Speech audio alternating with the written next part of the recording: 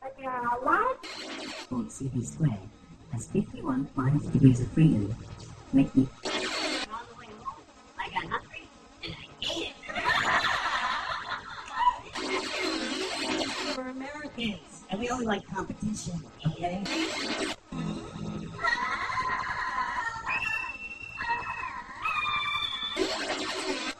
I'm eating, and I'm reading a book, and this wave just comes up.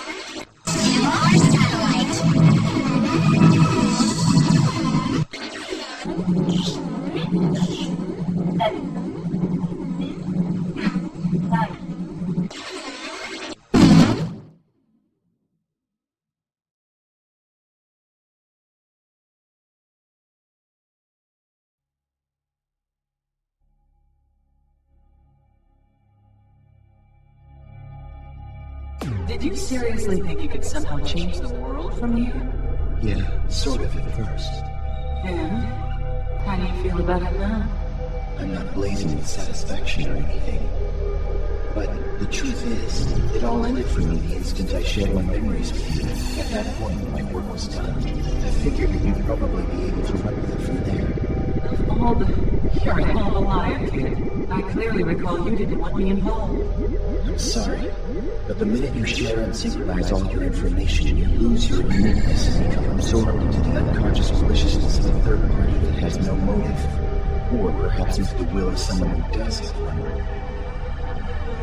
Are those your words based on what you've gained from hard-earned experience? Yes, and the fact is, you yourself play the role of the laughing man copycat as well. Well, I have to admit it was a fascinating phenomenon. At any rate, what was your underlying reason for triggering such a huge event in the first place? To you, everything that's happening in the world appears phony, to be something other than what it is, right? Is that TV sound, Joe? Yes. When it comes to cyberization, I'm pretty much the shining example of a poster boy. So you'd think at the very least I would have felt terrified at the thought of contracting cyberbrain sclerosis. I'll tell you, it was a simple piece of mail I stumbled across in the net that began this whole thing. What I'd found was a blackmail document that had probably been sent to Serrano Genomics. It was armed with a thesis that was a comparative study of the inadequacy of Serrano micromachines versus the effectiveness of the Pervs vaccine. Then the original lagging man was the person who offered it. You could put it like that, I suppose. I am the machine that reveals the world to you as only I am able to see it. Zita Berto. He was a Russian filmmaker, wasn't he? Yes.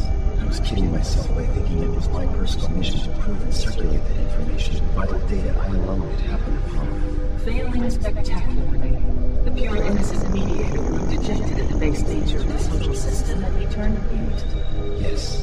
It was because of that I became a vanishing mediator. Just like an author whose existence is emphasized by the fact that he rarely puts out any new works of publication. In other words, by disappearing, it acts as a the dynamism of the social system. For sociological theory, it ultimately vanishes, leaving no trace of its presence inside or outside the system. Frederick James is, I believe. Yes. And no. Masachi Osawa, too. Even though I was familiar with the words, I didn't believe it until I saw it with my own eyes.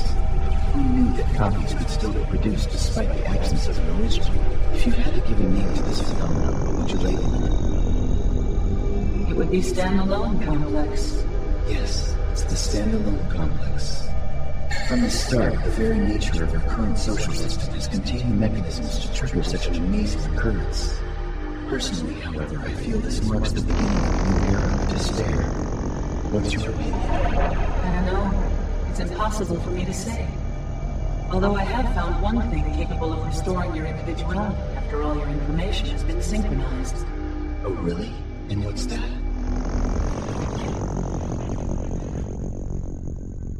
Everyday human curiosity. You're right. You know, that's something that never occurred to me. I think my brain has already started to harden. Welcome, folks, to another Crackpot Conspiracies. So, hope everybody's doing well. Let's go ahead and bring in our co-host, and then we will say hello to the Cinema, do the intros in the Cinema Chat, and then we will get into the essay that I have for you all. But some people without brains do an awful lot of talking, don't they? Yes, I guess you're right. And yes, I guess you're right. How's it? Pretty good. Pretty good. Pretty good. Good. Yeah. Yeah. And how is you? And how is the side chat? Wait, I've got the side chat. I am okay. So Good. let's do some intros and then say hello to the cinema chats.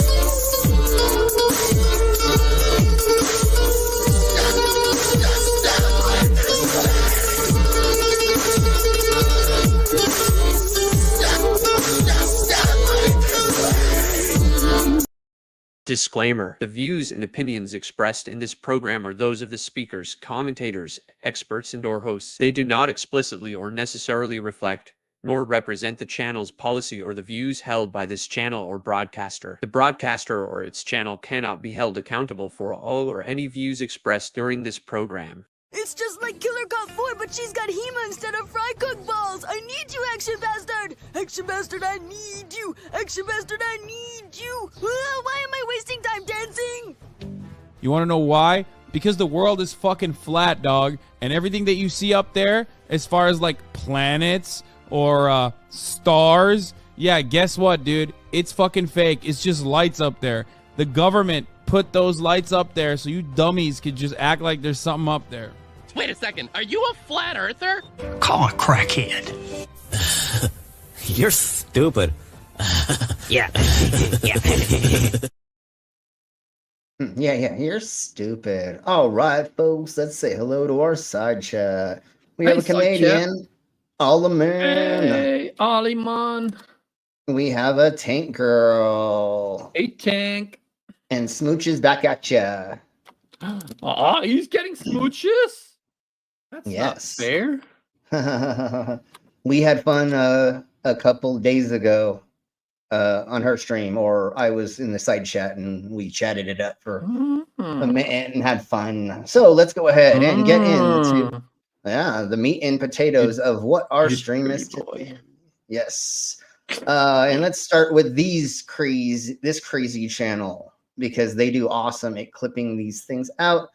And their channel name is Terror Ted's Tales. So everybody go to Ted's Tales and go and look them up. They do all kinds of silly stuff that are like this, but they also do other themed things that aren't just conspiracies. But here we blow. Government believe it's true. The world deserves the truth. Growing number of drone sightings. They're non-human, higher intelligence. The unidentified aircraft are the size of cars. Like the classic UFO that you would see online. Nobody knows what these things are. Now I'm worried. They can't track them. They know that they don't emit a signal. They don't know anything. They don't know what it is. Okay, so now let's get back into when they start watching them, which is back to here. Aircraft New Jersey residents have been reporting in recent weeks. The department says these mystery drones evade detection because they don't give off heat like regular drones. Why do you think that is? God. We don't know. It's just something. Like regular drones? Like regular military drones, you mean? What? Like regular military drones. I don't know how they're claiming they don't put off heat. If there's moving parts, they technically would. But whatever. Well, like your simple commercial drone, they will not show up on radar or whatever because they're too small and they produce too little heat. But if you have like a big military drone, then those usually tend to generate some heat. Yeah, unless they're if they use painting jet them with engines and stuff. Yeah, unless they're painting them with something that hides the heat, which I don't know what that would be, and just throwing something out, then maybe. But other than that, like they have to show heat. But yeah, like you were saying, if they're small, itty bitty, then hey, Alderman, technically they are in fact UFOs, only because they are unidentified. Exactly. Yeah. Something that we've experienced. One of their officers called 911 after seeing 50 of them come off the ocean. There was 50 of them. 50 of them. They came off the ocean? Wow.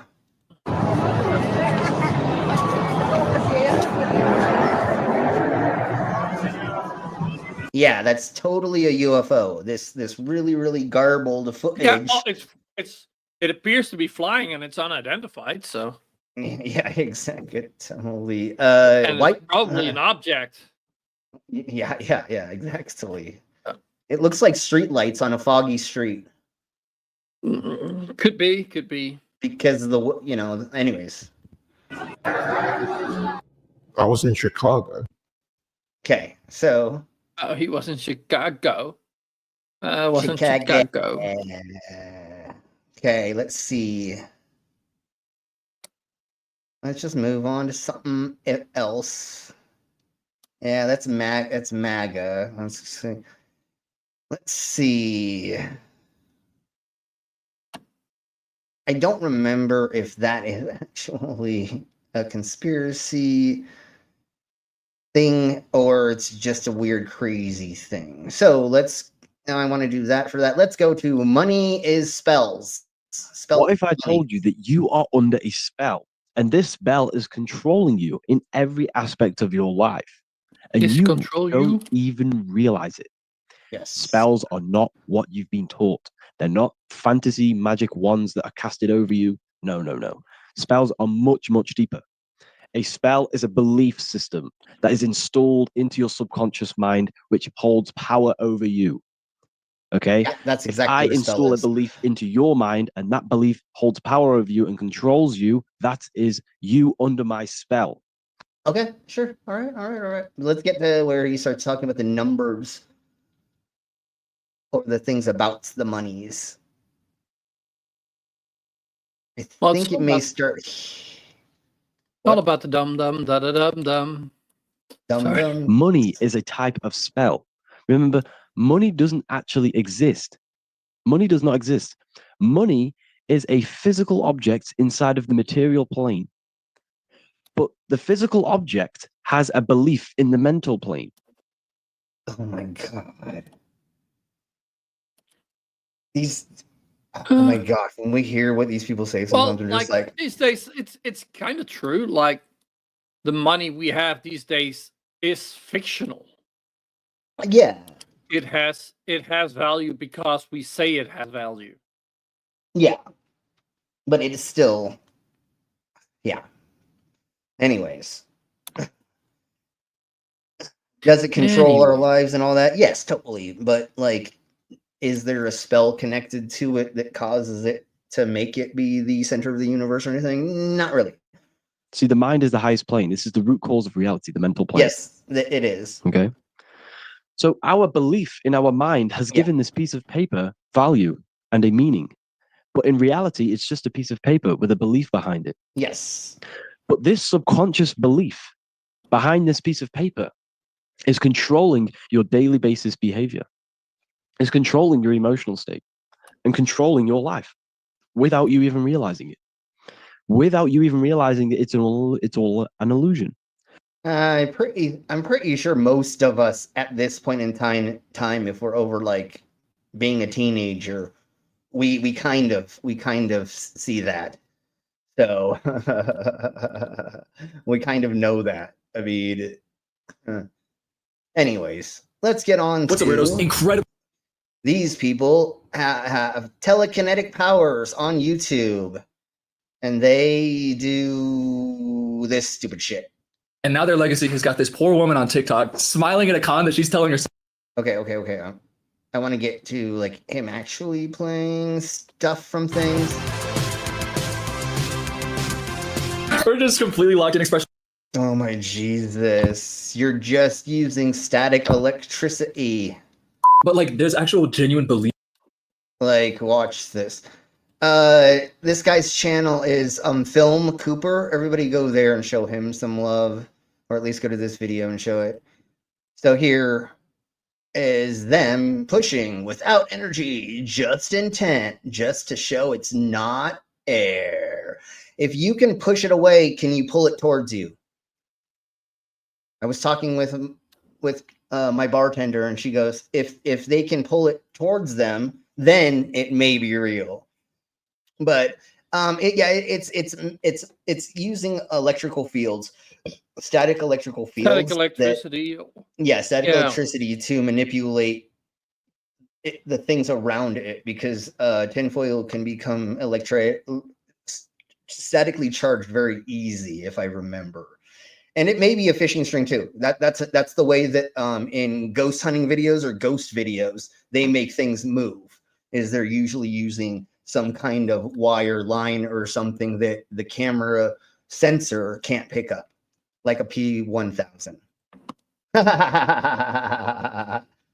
No, I wish these things were real too. That's why, like, when I was younger, I got into paganism, the witchcraft, and all of the, all the cool, all the things. And then I started doing it and looking into it, and then looking, and then, coming up with, it could be good for your mentality, for your health, to like focus and like Zen and meditate, doing these rituals, centering yourself and other things. That's totally a great thing to do. But can you take a jar of something and put things in it and say a spell over it, and then somebody is going to get sick, that lives in another town or something? No, obviously, No. So like that's where where I fell out of the woo, because I was like, wait, how does that work? Wait, what? And then nothing ever happened. Like, I did the whole thing, and that person's life didn't change at all. They never felt anything. They didn't see anything new. They didn't, you know what I'm saying? It's like, oh, well, like, I wish it worked. Yeah. Exactly. Similar. Well, you have a jar. Like what I like to do, for me to calm down, like shooting with my air rifle, like just gives you something to focus on. Yeah. Like and forces you to calm down like that. And it gives you a goal. Yeah, something to do. Gives me It gives your brain something else to do. Breathing things that just doesn't work for me. Yeah. For some reason, if I'm just gonna focus on my breathing, like my breathing fucks up, and like I end up panicking. So that doesn't work for me. But like when I do it, like for focusing on shooting, that does work for me. Yeah. I do breathing exercises when I'm laying in bed, when I wake up at like 3 a.m. and I like need to get myself back to sleep. I have this like little regiment that I kind of do, and then I usually will fall back to sleep within a couple minutes. There's our doggo. Dumbass. Yeah, sorry, I just got in. Yeah, we fingered. How's it? I'm good. How are you? If my freaking necklace would stop catching on my freaking nipple ring, I'd be way better. But no, they're not good. So yes, exactly, left-handed Jedi, and welcome, left-handed Jedi. Everybody say hello. Hey Jedi. Hey Jedi. Yes, and everyone else is here. Sorry, I'm late. No, it's okay. No worries, bro. It's not okay. He's late. For fuck's sake. Anyways, and we have gone over the amazing Randy before on here. We probably should be going over him a crap ton more because yes, he debunked these claims. Like the dude who would turn pages by doing that. He put styrofoam peanuts around it, and then Hobie couldn't get the pages to turn because I think he was either circular or breathing, so it didn't look like he was blowing, or he somehow was like knew that he could make like a wind something. I don't know. He was manipulating moving air. That's how he did it. And a lot of them, that's exactly similarly like what we're saying. So Doggo, I'll rewind this a tiny bit. And no, I know James Randi, I know everything you're going on about. No, well, yeah, but this is what we're looking at right now though is people that are pushing. My brain is saying styrofoam tinfoil with their mind. Oh right. But why is it tinfoil? Why not something else? Well, we already know. Like I said, it gets a static charge hella easy. Like without even thinking about it, it will get a static charge. So you bend it in this way, and then you have it get a static static field around it. I guess it's electric. Anyways, it doesn't matter. And then now your body can do that. And like if you had a watch on or a bracelet or a ring that could be electrified or magnet, then that could also cause things to move as well around. You know what I'm saying? Like it's easy to manipulate this little itty bitty piece of tinfoil. Oh, the spoon thing. Oh, I love the spoon thing. When that guy kept, the bending the spoon. I know how to do it. You hold a piece of a spoon in your hand, and then you have it, like you literally just manipulate, like making it. Anyways, it's a cool magic trick, making things bend like that, metal bend like that. Let's put it that way. All right, let's crack on. So here, let's have you watch the beginning of this, Doggo. But like, there's actual genuine. Okay, so we don't need to hear. Thank you, bro, for cutting all these things up. You're awesome. But I really just want to show these. So here, pushing the. We're just completely locked in expression.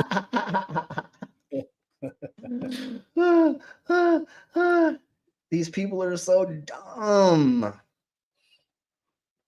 Dumb. The thing is, I feel like it's more like, isn't this cool a thing I figured out or that I saw and now I can do it the same way? It's just like a magician. It's just like a magic trick. Look what I figured out. But now you're trying to say that it is in the ether and in the world. You know what I'm saying? Like the spiritual world is letting me manipulate things with my body and my fucking mind because I have psychic powers or whatever. Hey, Captive Desk. But you being a carny would know all the fucking tricks of the trade anyway, wouldn't you? Yeah, well, I know how to do all of these little scams. All of these are little itty bitty scams. Like they're carny tricks, literally. They're carnival tricks, and I know how to do all of the carnival games. I know most of the magic tricks. I know how to do the ball in the cup, the peanut shell. I mean, I know how to do most of the scam thingy bobbers. Because if you go to certain countries, they do the 3 ball, the cup thing, and the cup thing is easy to fake. It's really easy. In the near future, we're going to be going over. Yeah, it's sleight of hand, exactly. Tank Girl. In the near future, we're going to do a whole episode about scams that happen to tourists. So we're going to go over the 3-card money, the shell game, the cup game, a couple other things that if you don't know they're a scam, you might get tricked into it. I don't know. I think most people at this point in time know that the cup game is freaking. You should know that most street performers, they're set up to make the money off you. There would be no reason for them to be there if they didn't make money every single time they did their thing. And there's another trick about it too. You have a plant come in and they win one or something, and then they'll egg you on after you lost, and they're like double, and they go, oh, I'll put in double the money. You'll win this time. You'll win this time. And so then you double your money, and homie who doubled his money is a part of the scam, so he's not losing money, and then you lose. Yeah, it's like a casino. Yeah, the house is always going to win. If it wasn't a thing to make money, well, in a casino, at least you have a chance of winning. Yeah, the odds are stacked against you, but like the things in the street, like you have no fucking chance. Yeah, no, yeah, exactly. Similarly, those the card tricks, the cups and those things, you're never going to win unless they want you to. They might let you win once. And then they'll go like, hey, double the money or triple down or something. You know what I'm saying? And then they'll make it so you don't, anyways, it's a scam. So let's crack on. Let's watch more of. That's not a thing. Let's watch this lady. Look, she can't even do it. Okay, I am going to let us listen to his commentation. All right. I feel like he is very entertaining. So here we go. Just love the idea of coming home one day and then your partner is just in the living room going like this to some aluminum foil, and you're like, damn. Hey, but we listen and we don't judge.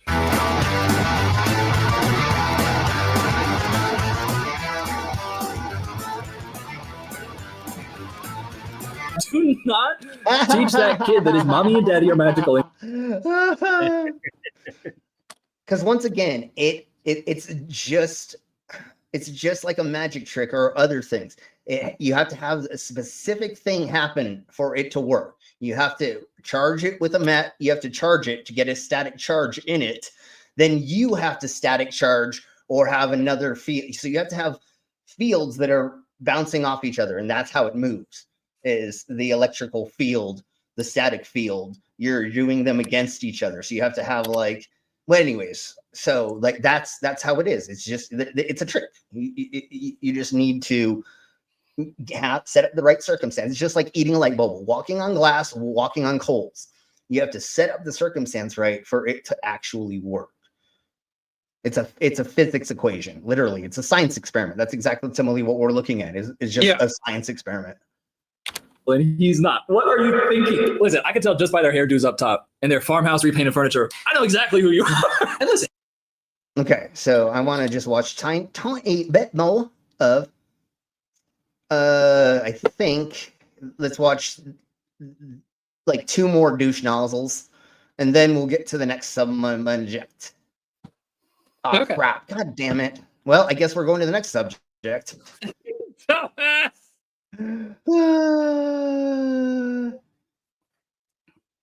I feel like this isn't a conspiracy thing, but we will be going over this. I don't know.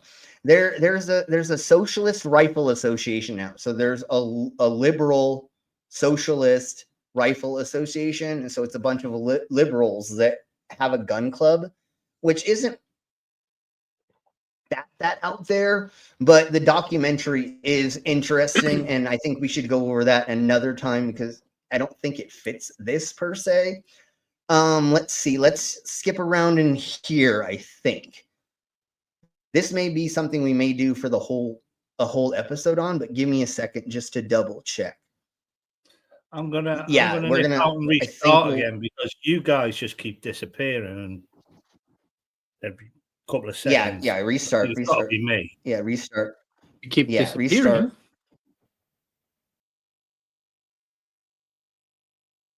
So that's not a conspiracy. Okay, let's go to Neil deGrasse Tyson exposing Patrick Davis in a debate. God damn it, stupid computer. Yeah, the virtual church thing. I think we're just gonna have to do it on its own. And coursing and pushing going on. But that's the you can't go to the school unless Okay, I'm gonna start from the beginning because I feel like it snipped it just barely off in the beginning. That's a lot of force and coercing and pushing going on. But that's the you can't go to the school unless you're vaccinated that's against bullshit. mumps. I think that's bullshit. That's a different country. Yeah, but okay, would you want a country? No, America is supposed to be the one that offers the most freedom. That's what America is supposed to be. Okay, so watch. So for example, if you use that argument, somebody may say, well, I'm guessing this is about the vaccines, but I'm not sure. I think I looked through part of this, but we'll see. Freedom of choice. I want to choose what I want to do with the body. You're right. What you body? get to, what body? If you want to get an abortion. Neil deGrasse Tyson made an appearance on Patrick Bet-David's show, and they talked about Okay, here we go. This is where he's gonna let us know. This is from Chris on Culture. He does amazing work at cutting up stuff like this and making these videos. vaccines. This is from a year ago, but I think this is incredibly relevant once again when we have RFK Jr. possibly coming into Trump's administration to run Health and Human Services. So we're going to take a look at these clips from the Patrick Bet-David show with Neil deGrasse Tyson. I'm going to share my thoughts on this as well. This is a good one. Let's get into this together. From what we knew at the beginning of COVID to what we know today, what do we know about the vaccine today that we didn't know while we were all testing it in America, taking it? What have we learned now? What do you mean testing it on? I was just about to say, what do you mean testing on Americans? Didn't it go around the world as soon as it was approved? They didn't test it on us first and then put it out there. No, it got approved, right? And then we gave the patents to the world, or we made it. I believe Trump even held it back. Okay. I think you guys were slightly later with getting it because Trump kept saying, "Oh no, there's nothing wrong. There's nothing wrong." Yeah, sure. I would believe that. So again, it wasn't an experiment on the Americas or the US of the A. It was something that we needed to do to get rid of crap so people stop dying. On America, there were tests before it was released. 9 months is not a long time to test. No, but it was tested. Yeah, but 9 months, the average is 30. The average is 5 to 10 years. I mean, 9 months is not enough. Okay, so you have to test. No, you have to ask. Hold on. It was tested in trials. Okay. By the way, I'm not claiming to be the expert on all this. I read all the same things you have, but I'm a scientist, so I read it as a scientist. Okay. There were trials. That's what the point of phase 1, 2, 3 trials are all about. Yeah. They are tested enough to get data on how to then advise the larger population. Yes, it was tested. For you to say it wasn't tested is a gap between your awareness and understanding how things work and what actually happened. It was tested. If you want it to be tested on millions of people instead of thousands, you can put in for that. You can say, I don't want this unless it's millions. That's okay. Totally fine with me. Okay. I'm okay with that. But so based on that, do you say, let's keep testing it while the virus keeps spreading? Okay. Right. So this is the contest. Yeah, and that's why we brought it out as soon as possible after going through the most appropriate trials that needed to be done to bring it out. Only because, and yes, of course, usually you'd prefer to have a longer trial period for something, but as he said, there was just so much shit happening that was not feasible, actually. The whole world shut down because of this thing. If we would have just let that happen, let's say months longer, maybe the whole world might have collapsed. We needed to get back to as close to normalcy so that everything can function again. Because one of the things is things have expiration dates. So if you can't use the thing that you use to make a product at your job because it's shut down, as soon as you come back, well, now you've got to buy all new stock. All of that rubber or whatever just went hard or just spoiled, or the expiration date on blah went, right? Well, now I just got to throw it all out. Cool.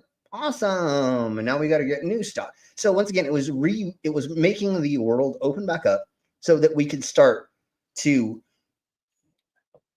be a world again, a planet, and we needed to stop the death of so many people because, yes, there are way too many of you dumb humans, but y'all need enough of y'all to work the jobs and to be a population. The only good thing was, okay, I'm not going to say it. MAGA, you was so stupid that they kind of took themselves out. Let's put it that way. All I'm going to say about that. Between the information you have available to you at that moment and what's going on outside the lab. People are dying. Hospitals are becoming overloaded. So, do you say, we have good data on the 1,000, it's not yet at 1 million in case you wanted 1 million. Are you going to say, let's still do it let's wait another 6 months so we get another 1 million in here? Will you do that as a public health professional? No, I would have said, allow the individual to still have a choice that's okay with 1,000 instead of a few million. Leave the person have the choice. Not force him to take it or else you're going to get out of the Marines and you've been doing this for 14 years. Not force him to take it or else. Yeah, except for there's people that have weakened immune systems and other medical conditions that couldn't take it, even if they wanted to. So it is the herd that needs to take the vaccine. The rest of us need to do that to make sure that those ones that are vulnerable don't die. And I know we're beating a dead horse, but that's what this stream is about. Crackpot Conspiracies is debunking the conspiracies, and we will keep beating this goddamn dead horse until they'll stop crying about goddamn vaccines. Yeah, exactly. That unfortunately for their dumbasses. So, I mean, and what I love is they're still going, you know what? All of the vaccinated, they're going to die off very soon. And you're like, look at the numbers. Look at the actual numbers, you dumbass. And it tells a completely different story. We don't even need to bring up any of those facts because all of us here should already know that. And if you don't, just look it up. Look at how many people that took the vaccine are not here anymore comparatively to the ones who did not. Yeah, but when you got people you have to put your job as a nurse. And the thing, yeah. When you got people like Major Twat Green, who's a basic fucking vaccines, it say it gives people autism. I mean, there's no evidence of that. It's bollocks. It's absolute nonsense. And they just reset it again, like yesterday or something. RFK Jr. was saying, COVID-19, herd immunity, that'll sort it out. No, it didn't. Herd immunity, it just mutated and became more fucking dangerous. It would have killed off every fucking human in the end. So no, vaccines work. Is polio the one that we just got the case of in New York because the gentleman was not vaccinated and he drank the water?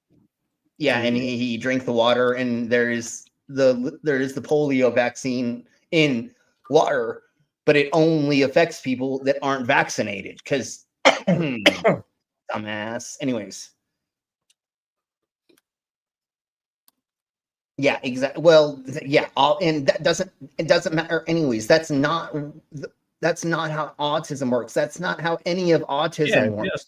The only reason we know more about autism, or that we see so many people on the spectrum, or we have better ways of testing for it, checking, diagnosing. Now we know what it is. We have a name for it. Well, sure. You're just an annoying fucking kid. Sure. Exactly. Now there's categories for it. There's a spectrum. There is ways of us recognizing and doing these things. So now, in biblical times, they were fucking demons and stoned to death. Well, yeah, and if you had any kind of medical condition that was not of the normal, and you could not get yourself to like be completely normal, you were usually just like thrown out of the town or stoned to death or just not here anymore. You know what I'm saying? Because it was easier to do that. If you had a baby that was born like in medieval times and before that, if you had a baby that was born with most deformities, they just got rid of it because they thought it was demonesque or of the devil or, anything. There's so many things they used to say. I literally believe that the speaking in tongues thing that people got was from someone who had a a mental illness and just spoke fucking gibberish. Like epileptic seizures, and then what's the other one where you hallucinate? Schizophrenia.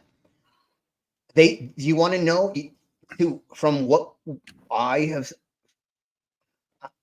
supposedly jazz music or a version of jazz music. I think it's free tone. No, free. I don't know. Freeform. Yeah, freeform jazz was made by a person with schizophrenia. I think that's what he had. He would start playing and his brain would start going through episodes. And then he would just start playing notes that you weren't supposed to, but they played along because he was still in the note structure. Like his brain, his mentalness still let him. So that's where you get all the weird notes in that style. It is supposedly a gentleman with cognitive an imbalance, let's put it that way, because I don't remember if it was schizophrenia or if it was, I think it was schizophrenia, came up with that genre or style of music or something like that. And we'll go over that sometime too, if I remember or if somebody reminds me. Yeah, there's diagnostics to determine it now. Back in the day, there wasn't. Like when I got tested for being a weirdo in class and like not paying attention and not sitting still and like asking too many questions and stuff, they were like, you have ADHD.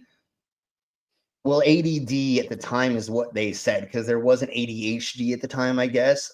It was like when they just kind of found out about attention deficit disorder. And then they said that I had other things, but they didn't have real tests for it. So they just said, that when I take tests, I never had a time limit for some reason. I don't know why they took away time limits for me, but I still finished my tests in the right time. I just dumbass. Yeah, they were like, this idiot needs fucking 2 days to fucking fill out a 5-question quiz. just give him use of the internet. You'll be all right. Well, yeah, exactly. With my dyslexia, I got extra time. Like I always accept. Like, oh yeah, sure, give me that extra time. But then I always, I never needed. I hardly ever needed it. No, me neither. But I do think that having more time just gave me peace of mind. Mm-hmm. Yeah, that I suppose, yeah. That's actually quite inventive if you think about it. You know, if you're diagnosed with some sort of illness like dyslexia or schizo or ADHD, allow them more time, take the pressure off of them. Yeah. That's what the other thing. Thank you, bring this. It was dyslexia and ADHD that they said that I had. And so I still, every once in a while, I still flip letters around, especially vowels. I'll put the wrong one first. I do a lot of flipping of things, especially like if I have to like read out a long number, I usually will try to flip some of the numbers. I'm getting a lot better. Do you actually remember your vowels? Because you seem to fucking drop them all the time, you know? Yeah. No, I have, what's a vowel? Never mind.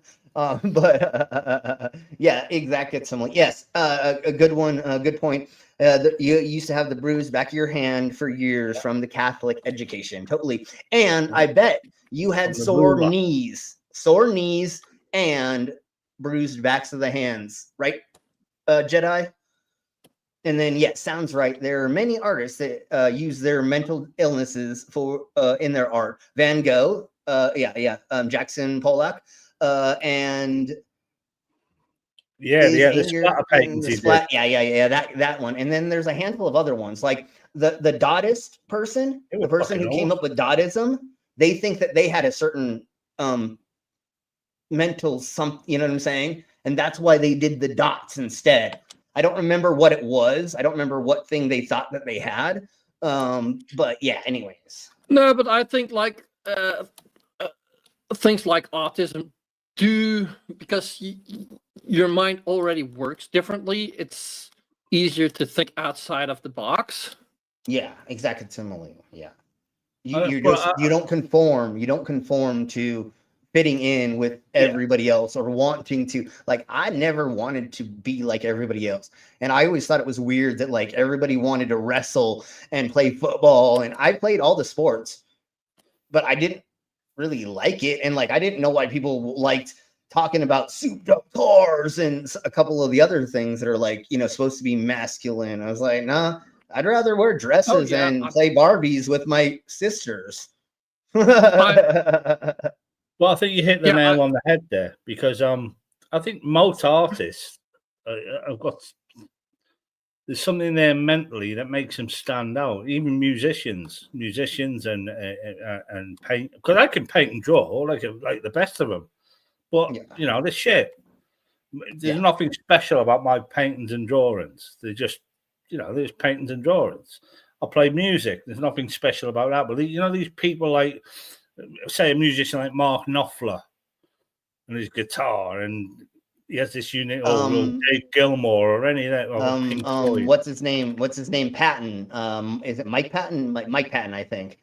Like the crap he comes up with. There's a couple other artists that like they just exploded the freaking like a Tool. What's his Maynard? Like, I'm not saying that they have anything. I'm just saying like people like that were able to explode the, you know, into a new thing. And like if you hear the intro songs, I think y'all know is all music I produced, and you listen how weird that is. Yeah, that's my insanity coming out. You know, look at Kurt Cobain. Look what happened to him. Yeah. And if it's a perfect example of mental anguish. Yeah, and if you think genius. Yes, yeah, exactly. And if you think that somebody who tattoos their face and their hands and like the most public places, their ears, eyelids, and splits their tongue, you don't think they're insane? They're insane? Yeah. Then no, that's part of it. It's part of it. It's part of a mental thing. Like most of us have, you know. Yeah. Those are the normal people because they don't want to conform to pointillism. That's the correct way. That's the way I was thinking of pointillism. Pointillism, yeah, and it was whoever came up with that. They had what? They had something I don't remember, and I'm not gonna say, but yeah, I read something about that stylism. That's why I do it, Tanko. Yeah. Okay. You know, if one person enjoys what I do, then good for it. That's why Slim does this. If one person likes it, then it's all good in the hood. At least you've done something to try to change the world. Yeah. Well, and how people understand, how people see things. Yeah, and that's why I perform and I do sideshow. I'm bringing something onto a stage that, if you've never seen me perform, then you've never really seen that. You know what I'm saying? Even if you've seen a glass walker, a fire breather, something else, a sword swallower. The show that I put on is this whole thing where I bring you into my world of being the time traveler from the year 4020 and having the time machine and traveling throughout history to gather these implements, to use them in front of all of you. You know, it's like I made this, so it's a whole thing. I give you a show that you can't. There's not a way to see it anywhere else except for from me. You know, if you're from the future, you could have bought a lightsaber back and swallowed that. That would be impressive. I would pay to see that. So I have a lightsaber that I'm trying to train on, but I feel like it's got too big of one. It's too girthy. It's too round or wide. I don't know. The length is okay. So I think I'm going to need to get another one. But that is one thing I am working on, is swallowing a light tube or a lightsaber. Yeah, totes. But no, that is in the future, and hopefully this year I should have 3 new acts that I'm gonna do if I get off my lazy ass and learn how to do them. Yeah, totally. We can train swallowing stuff together. But all right. So let's crack on with this. I think we gave enough time in between. We've seen your knees. Yeah. So let's crack on a little bit with this, because like it literally is just them saying the same thing we've heard before. And I have a couple more things to go over. So let's crack on. Hey, Reader of Pain. Hey, Reader. Hey, Reader. How's you doing? And that's exactly why I still do the working sideshow acts, is because that is a part of Americana and the world history, technically, that we hope never dies out and doesn't become like you can't find a sword swallower anymore or a fire breather, juggler, or anything. Like it's going to be a sad day when those things actually die, or entertainment doesn't want them to be at the gay club, at least. I don't think they're ever going to not be there. But at one point in time, maybe people will stop learning that. And I do teach classes, so I have taught a couple people to do some of my acts. So I am trying to progress the art as well with people that I trust well enough to teach that act to, because it is not easy and it is dangerous to learn these things. Tsunamis, of course, ability to absorb energy, even a lightsaber blade. Oh, I did not know that was tsunamis. All right, well, good to know. All right, let's crack on a little bit more with this. There's a public health force versus there's a choice. There's a public health contract. Yes. That you have signed implicitly as a citizen of in a society, in a culture, in a place that you live in, country where in part we depend on each other for health, our wealth, our security, and the like. And that contract is, in the best scientific evidence available at the time, if you do not get vaccinated, you will put other people in this organization at risk, and that organization does not want to take that risk. So you do not have this job anymore if you decline it. So with any public health decision, there has to be a consequence to you not participating in that social contract. Is it your job? In some cases it was. But no, we're not going to have the army bust into your home and force a needle into your shoulder. That's not going to happen. We pretty much did that. Well, only put your job at risk, yes. Yeah, 67% of Americans took the COVID. That's forced. That's not a choice. That's a... Are you sure? Yeah, that's what I'm saying. How does the amount of people that take vaccine show if it is forced or not? It's never forced. Why would you sit there and have a needle if you don't like needles? Simple as that. Yeah, I mean, I'm sure we could figure out a way to put it up your butt instead. I'll try. What sort of dystopia is America if you're being forced to fucking take injections? No. That's not how it works, mate. No, but like nobody's they say forcing it was 60% that took the vaccine, so they must be forced. How? Yeah, and like let's look at every other country. Let's hold on, give me just 5 more milliseconds. Let's look at every other country and let's look at the percentage of people that did take the vaccine comparatively to not taking the vaccine.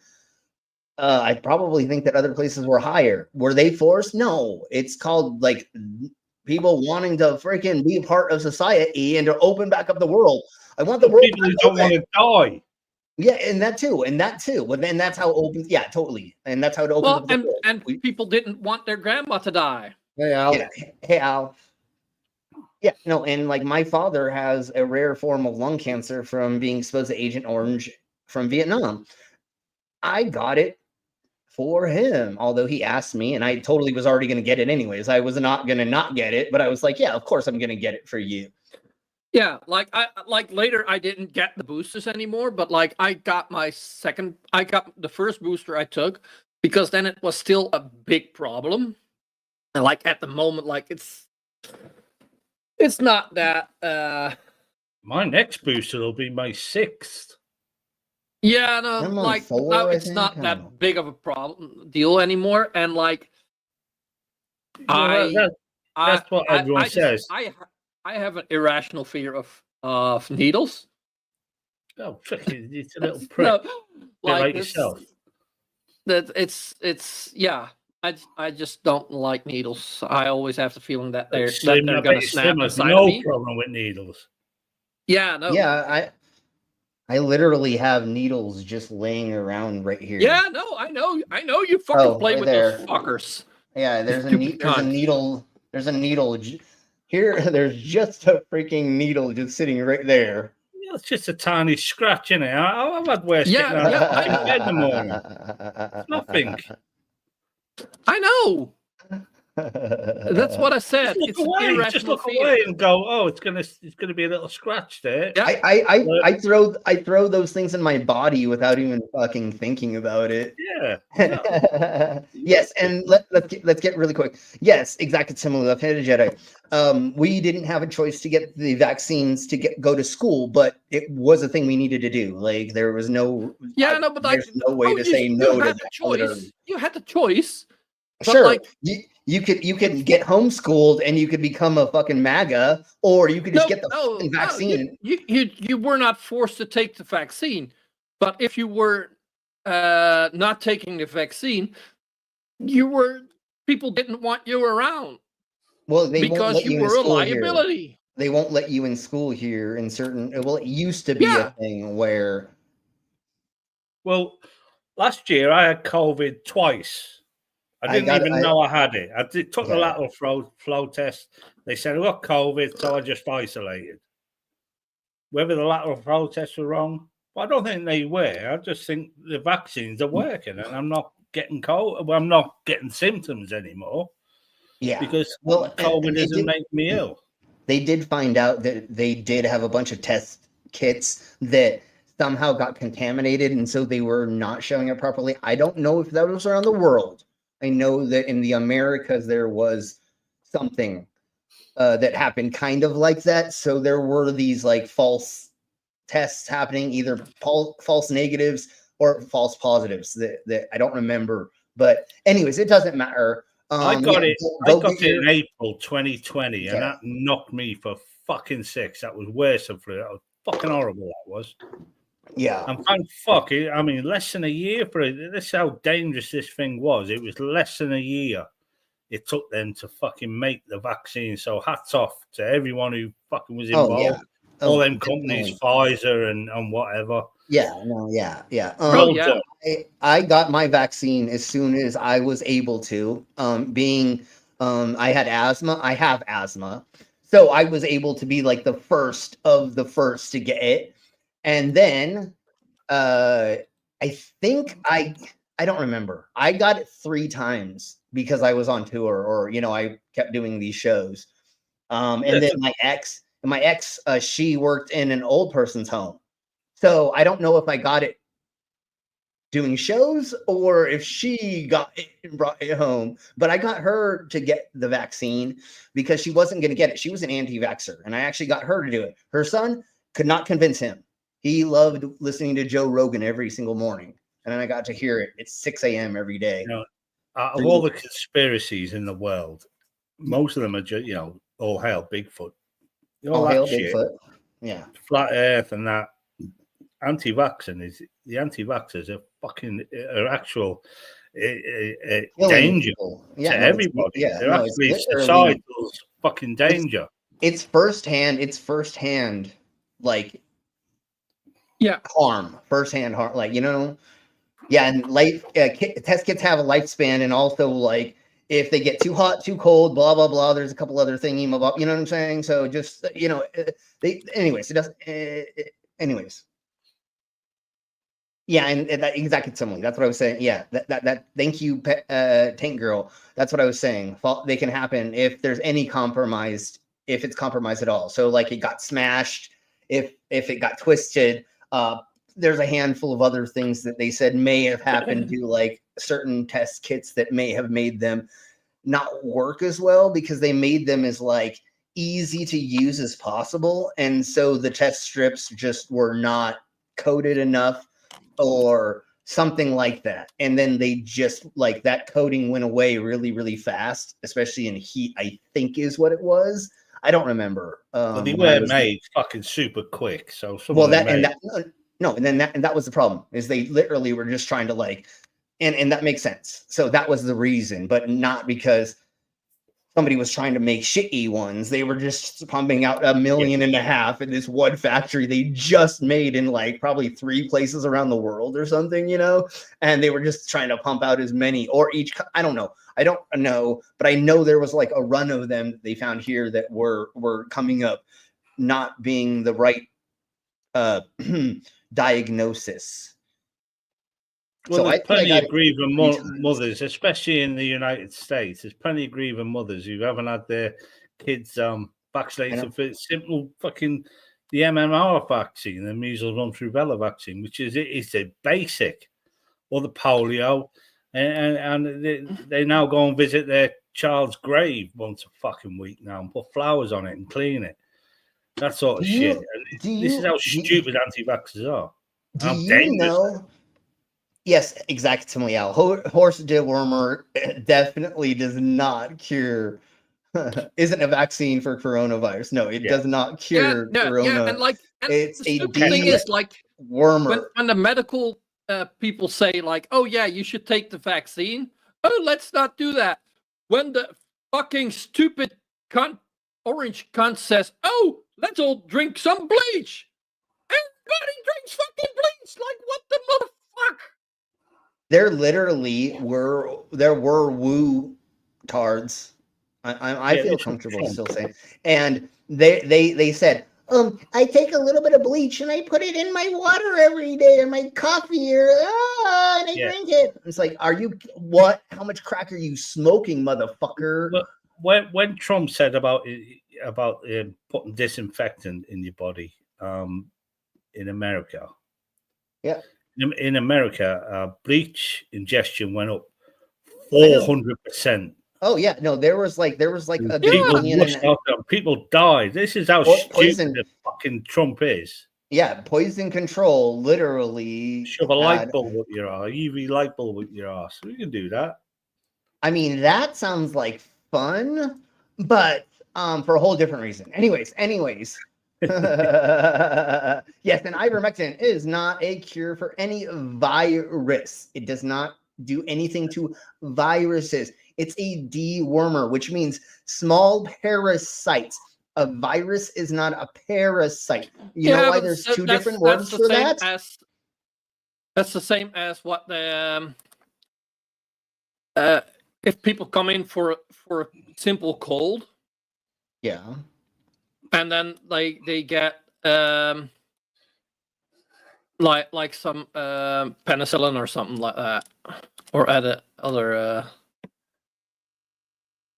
like that's antibacterial. Yeah, you're not doing the thing for the right thing. There's reason things are called things. I really don't get it because as like doctors say like, oh yeah, no, like then they give people antibiotics and I'm like, why? Like those doctors should fucking lose their license. Yeah, but they keep complaining, so we just gave them something. And I'm like, for fuck's sake. Because that is one of the reasons why there are these superbugs. Yes. Well, Al's thing about the deworming reminds me of a story. There's I know I live in farmland all around me, and I know farmers and I know vets. And a vet friend of mine was doing his yearly checkup on a cow on a farm. So he had this big fucking glove on up to the shoulder and all that. And he was shoving his hands up and no, yeah, it's fine, no blockage there, whatever. And he found one with blockage, and he didn't know that the farmer had fucking dewormed these cattle in their feed. And he as he pulled out his hand, he said my mouth was open and everything. It was in my hair. It was like a fucking fireman's hose come out of there. Yeah. You couldn't help but laugh. Yeah. You're a vet. Get fucking used to it. And the other thing that's hilarious, Tank Girl and everyone, is these idiots were buying the farm version, the animal version of it, and taking it when there is actually a human version. Yeah, there's human dewormer. Yeah. And the other the other thing that these weirdos are doing is they're taking animal electrolyte powder and mixing it into their stuff. They're taking animal protein powders that they're using to, like, instead of like actually giving them the proper things to eat, they're giving them these things they're mixing in their water, or makes, or like it has vitamins and stuff, but it's not human grade. And these these fucking crazy Maganites are sitting there mixing, going, "Woohoo! I bought a whole gallon, 5 gallon of this for $10. Woohoo! I drink it every morning." He drinks it, and you're like, Yeah, that's usually stuff that's just slightly less tested, I believe. Like, it's not. yeah, well, yeah, exactly. Someone you don't know, you don't know what grade that fucking whatever is, and who knows there might how be they filter things it. in there that you don't want in your body. That's what I'm saying. But also usually, your like stuff that's good enough for an animal is okay for a human. Sure. Okay. Yeah. But it's not meant for it. Yeah. And again, you don't know what, you know what I'm saying? Like, they don't. Anyways. Hey, Carrie. And yes, the human version has a Nobel, has won a Nobel Prize. Yes. In third world countries. So yes, in third world countries, using this is freaking amazing when they can't clean their waters and stuff. If there is no human medicine around and all you can get is the animal medicine, yeah, for the right purpose, for maybe deworming, but no, it doesn't work for goddamn, again, beep. COVID, obviously. Once again, we're talking about a virus and not a goddamn. Anyways, that was just a new version of coronavirus. That was just that we hadn't tackled yet. We tackled it now. Yeah, it's here forever. It's like flu. Oh yeah, no. And that is in part because a lot of countries, like America, acted too slow. If everybody would have said, like, shit is hitting the fan, locked everything down, we could have stopped it. Everyone was. The World Health Organization was going. Well, America did not close. America didn't close down enough. At first, they hit it. Yeah, and he knew for like 2 months or a month or something before, I think. With RFK Jr. at the helm of the health service in America, I'm guessing before his next term's up, there's going to be a mini epidemic of something. We're bird flu, or I think that's the thing. There's another thing that's happening right now that could be the next mini one over here. I don't remember what it's called, but it's something else. Well, it's happening in different ways over here, so it may turn into something different. That's the only reason why, is it's just acting different. Yeah, and we don't know how that kid got it. 100%. Well, yeah, that's the thing. When it mutates so it can infect humans, that's when it becomes bad. Yeah, and so far we don't think that's what happened. Basically now is similar to the common cold. It can already infect humans, but the problem is you get the problem when it mutates, when it can go from human to human. Yes, and it has not gotten there yet as of this point. Yes. Not possible. Well, the thing about but the thing about a virus such as that a H1 and HN virus, or coronavirus would mutate trillions of times a day, really would. Yeah, that's what the scientists look out for. They look out for these major variations. So they've made, but they do literally trillions of times a day. These things mutate. Didn't always Alabama and Mississippi have a worm problem, a ringworm or pinworm problem. I never thought that went away there. I always thought that was a like common thing because they don't wear shoes and all the other I'm gonna say myths of the South. I always thought Yeah, they always had I that had problem. pinworms once. They were fucking annoying. I had ringworm once. I think But that's what just it a was. cream, isn't it? Sorts that out. Yeah, and I think it's not actually. I don't know if it's actually a. I don't know. I don't know if it's actually a worm or it's just a thing that it makes a fungal pattern. infection on your Yes, skin. yeah. And so I had 3 rings on my elbow or something because somebody had it in school, and we were like hugging and getting close and rubbing on each other, and I think that's how I got it. But pinworms, they're them little fuckers that only come out at night when stop you from sleep. Yeah, and they fucking bug the hell out of you. That's what I've heard, that they're annoying. It's kind of like you get it from eating it's something. like scabies. Anyways, let's not talk about that fucking thing. Your sister-in-law used to administrate to a father-in-law. Okay. Again, if it's used for the right purpose, for sure, but not for COVID. No, don't use the dewormer for COVID. I know you're not saying that, but don't touch wild animals, period. I mean, didn't Trump use that netoquestachloroquine or whatever it's fucking called? And he was free of COVID within 2 days. Chloroquine or whatever. 2 days he was free of COVID. What a fucking you never even had it. Yeah. Fluke worms are a big problem in Minnesota. Okay, all right. I'm glad you know your worms there, girl. Flute worms? Do they crawl up your flute? Yeah, that's yeah. Okay, so let's go ahead and I'm glad ringworm. Like pinworms because they're just found they're just in food, something you've eaten.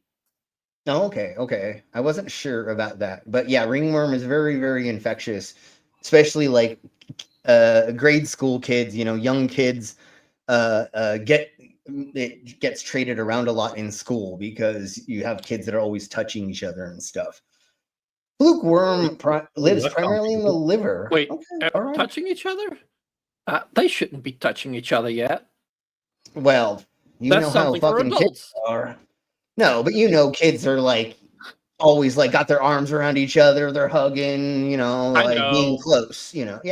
Or in Victorian days, women used to eat tapeworms, didn't they? They used to actually eat them. Yeah, so they could keep themselves skinny. And actually, it's still I'm not going to say common, but it still is a practice thing here in the Americas. Every once in a while, like I think 20 people a year, like have problems from it because they intentionally ate them. I know the number is way more, but what I was looking at a study of people that intentionally took them and then had to go to the hospital because they were dying of malnutrition or dehydration. They admitted that they took it on purpose, and you can buy, I guess, the larvae on websites like the dark web and shit. You can buy the larvae and then take it, and then one will grow in you. Like that's fucking insane. It's superfluous stomach acid, apparently. Yeah. Okay. And the way to get them out, I was told, and whether this is a conspiracy, fake, or whatever, is you starve yourself for 3 days and then you hold your mouth open over a glass of milk and they crawl their ways out. Yes, that's totally how you do it. That's exactly how you do it. No, that's not the way you do it. There's thingies you can. Anyways, if you get one, take a medicine. If you get one, well, that's what I was gonna say. If you get one, go to the doctor and they'll tell you immediately how to do it. I would just swallow my sword. I'm a fuck cunt. I would just swallow my sword and pull it out on the end of my sword and be like, "Gotcha, fucker." Yeah. Although I know they are not in that part of the body, but it's okay. Anyways, let's pretend. Same with me. There, a bit pepperoni on the end of the sword. Yeah, exactly. Okay, let's see. Let's crack on more with this. I am going to play this. I am going to step away for as many seconds as it takes for me to grab another burr, and then we will talk. I pretty much know what this douche nozzle is going to say and what he is going to say. Sorry, my brain is thinking of other things. And we'll go from there. That's a lot of force. And I bet that Neil deGrasse Tyson gets tired of explaining things like this to morons like Patrick Bet-David. You know, I mean, he chooses to go on these shows, but I bet this gets tiresome to him. Yeah, totally. Like Neil deGrasse Tyson is saying here, you're part of a society. Yes, we have freedoms. Yes, you know, America is a free country, but there are still things that you have to do to be part of a society. And one of those is you just can't willfully put other people at risk. So Patrick Bet-David and other, you know, I don't know if he got the vaccine or not, but one of the people who wanted to say, just leave it up to the individual if they want to do this or not. You can't have a society like that. And like Neil deGrasse Tyson is saying here, you know, they didn't hold people at gunpoint, but they said, hey, if you don't do this, you don't get to keep your job. And it's funny, people like Patrick Bet-David, they don't want there to be any job guarantees. They want companies to be able to fire people for any reason except this one reason, because people didn't want to get a vaccine to protect others. They don't want them to be able to fire people for that reason. I really wish that we could just build a giant libertarian utopia somewhere and, you know, build it in Wyoming somewhere out in the middle of nowhere. And then the people like Patrick Bet-David could just go there and there wouldn't be any laws and there wouldn't be any responsibilities that you would have to other people within the community. And you could just be there and you could pollute as much as you want and do whatever you want. And that's what we really need. And coercing and pushing going on. But let me, that's. Sorry, everybody. I should have queued it up to where this douche was talking again, but that was fun to listen to him. I love his takes. Again, Chris on Culture is the name of this channel.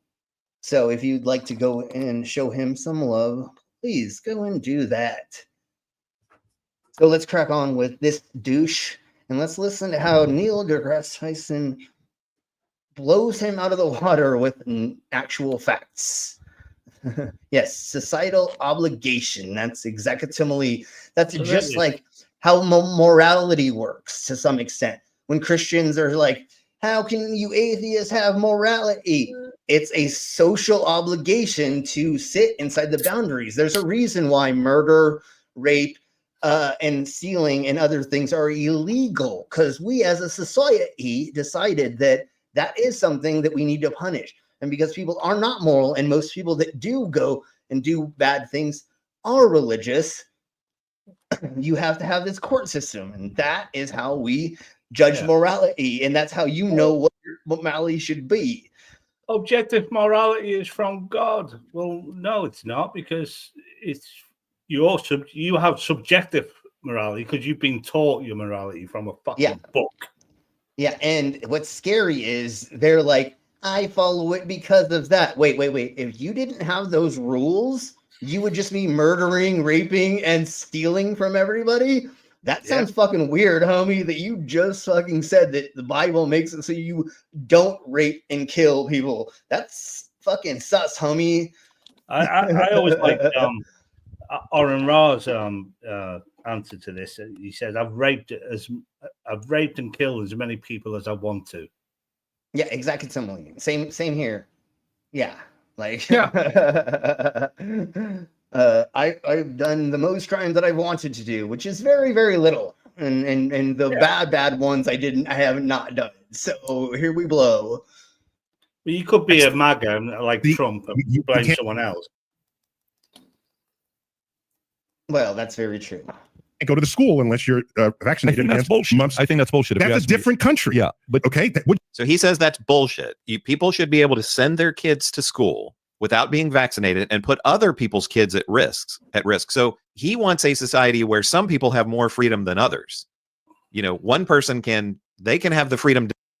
Yeah, exactly. Similarly, like it's redonkulous their take of this.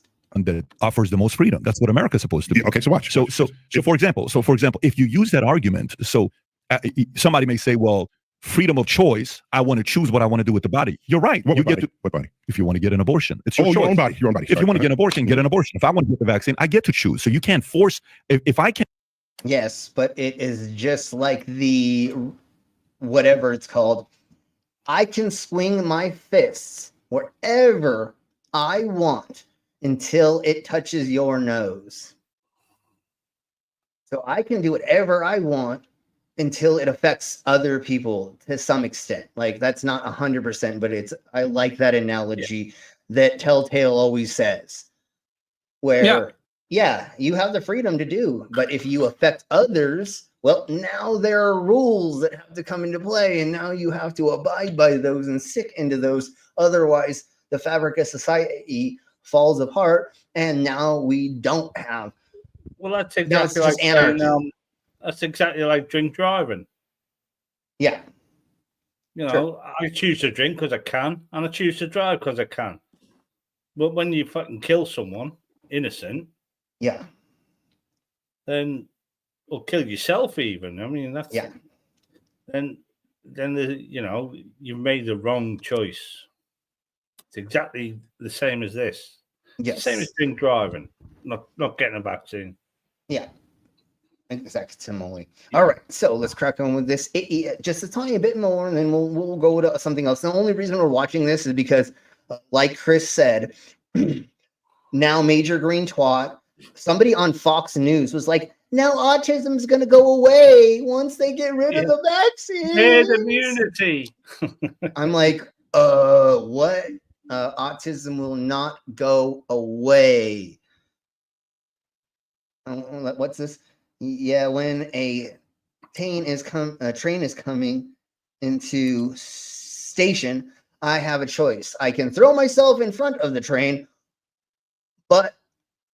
or you can just get on it. Yeah, exactly. You have choices in this life, and you can choose to cause harm to yourself, other people, or you can choose not to. And most of us, I think we choose to just not want to punch people in the face most of the time, like, yeah, exactly. It's genetic. Well, yeah, thank you, exactly. There's not, again, the reason there's more people on the spectrum, or that we know are on the spectrum, is because we have better ways of testing. We understand it. Yeah. We have better ways of understanding how to diagnose it. So that is what's happening. It's just like when gay marriage became a thing, the rise of people that were gay went like up 30% or something. They didn't just become gay because gay marriage became a thing. They came out of the closet. It wasn't that there are more gay people now. It is, we found out, oh crap, there's a crap ton more people in society that's actually LGBTQ, LMNOP, QRS. You know what I'm saying? So that I love when those people say that, they try to say that with gay marriage. It's like, no, there weren't more gay people. People could just feel comfortable telling everybody else that. And how can you get married to your significant other without coming out of the closet? You think you're just going to like have a gay wedding and just not tell your family while having them there? I think they're going to figure it out. I think you're going to eventually have to be like, yeah, this is my husband, Bob. You know what I'm saying? Like, I'm not gay, but this is my same-sex partner. Yeah, exactly.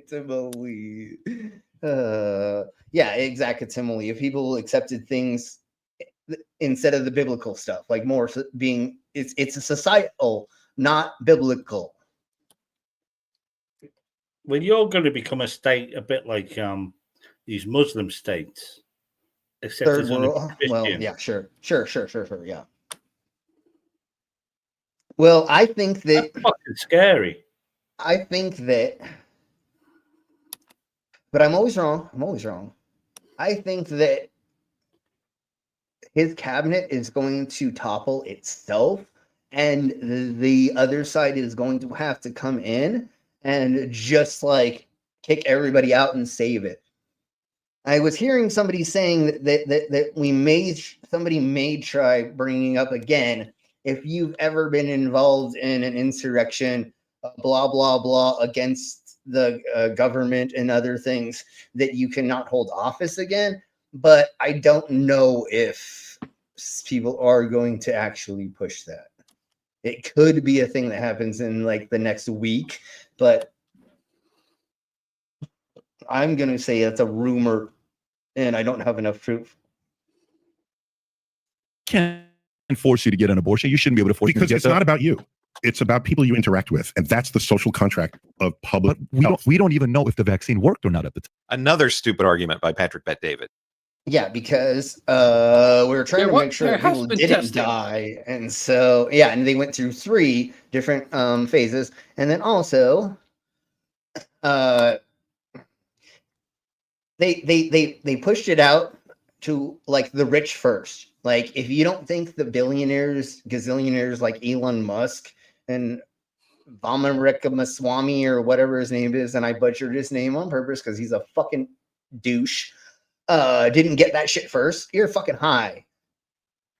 So the billionaires took it first. If they were fucking okay, and then they didn't die, and especially their families also got like as well. So if it was not safe enough, like they would not have even came they close would not to have it. taken it. Yeah, and I had Rama Masrami in a Turkish restaurant once. Yeah, it's Give good me if the it's shit. cooked. It's good Give if me diarrhea. well, I was gonna say it's good if it's cooked properly, but obviously you had the not cooked properly. So, anyways, They got the pinworms from. yeah, from Vermenmek X Swami. Yeah.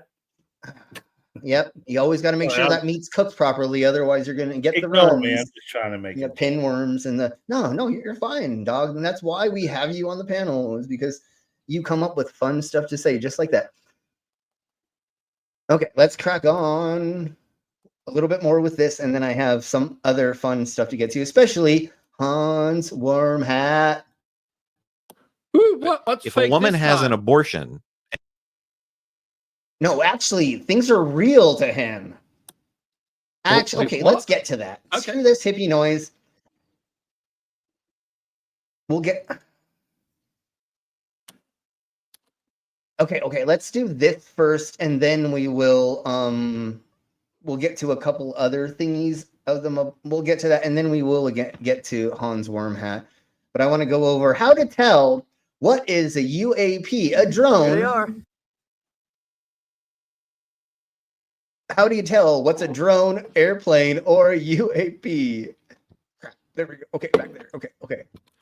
They can all be exactly the same. And they do sound like drones. We're seeing things in the sky that look like planes, and a lot of people are actually saying Airplane, yes. If you ever see things with red and white blinking lights, or at least that is clearly white and that's red. clearly a plane.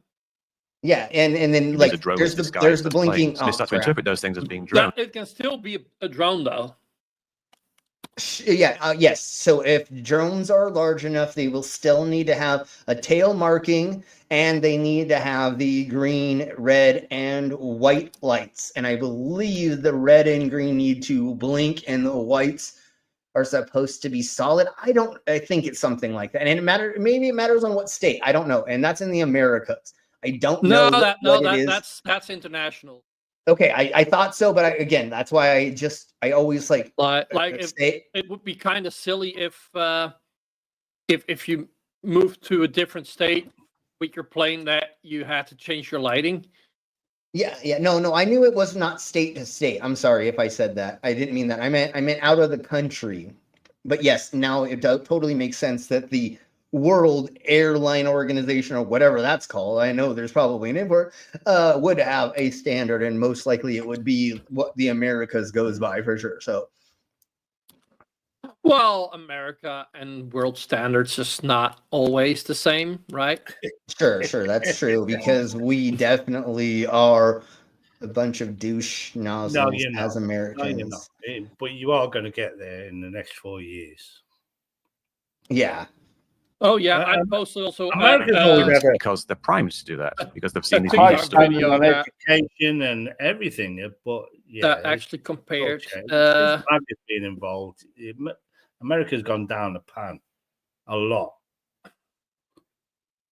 Yep. You fucking idiots, wokeism, conspiracy shit, and all that nonsense. It's just gone worse and worse. And hopefully MAGA will be out of the picture within the next 10 years. So you'll pick up again and be the brilliant people you always were. Yes. Well, we'll see. Whenever we get were they a ever report of something brilliant? mysterious, like a suspected drone, the most important thing to get That's is why I the said date, I don't know. the Well, that's time, true. the location, and the direction that the person is looking in. Yo, look, looks like a triangle. This was a video where a person claimed to see 8 drones circling around above his house. This is one of the cases where we can actually get the rough position and the time and the location. And you can go into a site like Flight Radar 24, and you can just simply roll back the timeline to that date, time, and location. And you can see the planes that are flying through those areas. Press play, and you'll see what planes are in the air. Then you can Smaller select if and you're especially lower flying planes are not on there, I've noticed. Okay, that's interesting. All right. Do they go below a radar? Wow, we've got a Rex. What up? How are you doing? Hey, Rex. How are you doing? Hey, Rex. Hey guys, how are y'all? Good. UAP is unknown aerial phenomenon. Yeah. If I can talk. Phenomenon. And yeah, we used that in the military like 30 years ago. Yeah. Yeah. We never really called them UFOs. Yeah. That was like for the public. Yeah, exactly. It was totally for the public. But yeah, and then now you literally just go to this website, which I think most of us know because we've dealt with the flat earthers. Yeah, and I we've had to love look that at this. website. Yeah, Yeah, we've looked great. at this website a gazillion. Yeah. So you just look, and then most likely, when Commander was flying to the Netherlands, that's what I used to track him. Yeah, I did it for the UK as well. Yeah, as long as you know the transponder number, yeah, you can track that flight. oh yeah, totally. And you used to be able to see Elon Musk's flights tracked, but his little bitch ass, once he bought Twitter, he fucking got rid of that. So now you can't see where he's flying anymore, or at least not on X, I don't know. He still has his Starlink. You can see where they are around the planet. But yeah, Why can't you? Because he has Twitter, you can't see him where his plane is. So there used to be a Twitter account or Twitter account that used to follow his planes, and you could watch him. Oh, okay. And he took that down. I think by now, if you're gonna be looking at like maybe Blue Sky or Threads, they probably have that up again. Yeah. I don't know. Blue Sky is. I don't use Blue Sky now. I've got one follower. I don't know. I don't know if I want to get on Threads or Blue Sky. I'm iffy. The only thing that sucks is being a social media person or being a performer. Like I kind of have to be on all those, or at least my name has to be taken on all of those, so I have that name, so people can't. You know what I'm saying? So. Jeebus Christ. Hey, Pastor. Welcome. Hey. I had almost 1K followers on Twitter, and because of Elon Musk, I just stopped using it. It's just a fucking bum fight in there. It's not anything like it used to be. It's just like it's Reddit. not a great place to be, believe me. Yeah, and Reddit, same thing. So I mean, you're on Blue Sky. Okay, Jedi. I don't know. I probably will get a thingy-mabobber soon. Like every 5 seconds, Instagram is like, join Threads. Your friends, they're all posting on Threads, and I'm like, There's not a PC app. I don't think there's a PC app for Blue Sky yet. I think it's still only a mobile app. I haven't checked, but it's exactly the same as Twitter. It's just, it looks the same. Yeah, it is. It's a million times better. Well, it's a Twitter clone. Yeah, it's a Twitter. Yeah, it's a clone. Thank you, Rex. Sorry for interrupting. Yes, it's the Twitter clone. All right, so let's crack on with some more of this. How to tell all the time when Napster went down, there were like 1,000 other Napster clones that you could use. Yeah. Sorry, I always forget about that. I never really used the twatters. So I never liked it. Just like Reddit, I didn't like the way it looked. Just saying. And the way it ran. You're muted. Borg, you're muted. Am I muted? No, he isn't. No. Okay. No. Reddit is just too much fucking reading, as far as I'm concerned. I don't like the way that the headers go, and I don't like the way that it's written. It looks too programmy for me. It's not GUI enough. And I know I'm a GUI whore. I love graphical interface, whatever interface. Yeah. The interface is but I think that's also like actually their target audience. Yeah, nerds. I know. It's kind of like Discord. Yeah. Discord is kind of based around techie people. Gamers. It's gaming gamers. tech. And gamers isn't necessarily no. But it is. But Discord does look a little bit more like for techie people. Professional. The way that it's set up and the way that you have the things, it is kind of for like techie gamers, kind of. Because there's a lot of nerdy things you can do with it that I think most of us have never delved into that I didn't know that you could do. Like you can set up like all kinds of weird communication things and certain calls and then rooms and then like other things. And if you pay for it, then you can do like a gazillion and a half others. So it's very nerdy if you get into the meat and potatoes of it. Yeah, I'm still working out Discord, but the problem I have with it is that when you get you get your own little domain there, and you start someone says I'll make a new room for that, boom boom boom. Oh, I'll make a new room for that, and then you've got 100 rooms that people are not going to go to. Yeah, well, I know. You're not wrong, dog. You're not wrong. Yeah, no, I know. And that's why there's just so many fucking rooms that you're not going to go to them all. Yeah, and that's why limit them to like 15 rooms, maybe. I'm going to say that to Discord if you listen. Well, Discord does have servers that have like 500,000 people, so those ones do have to have more. But you have to have a room for every fucking question.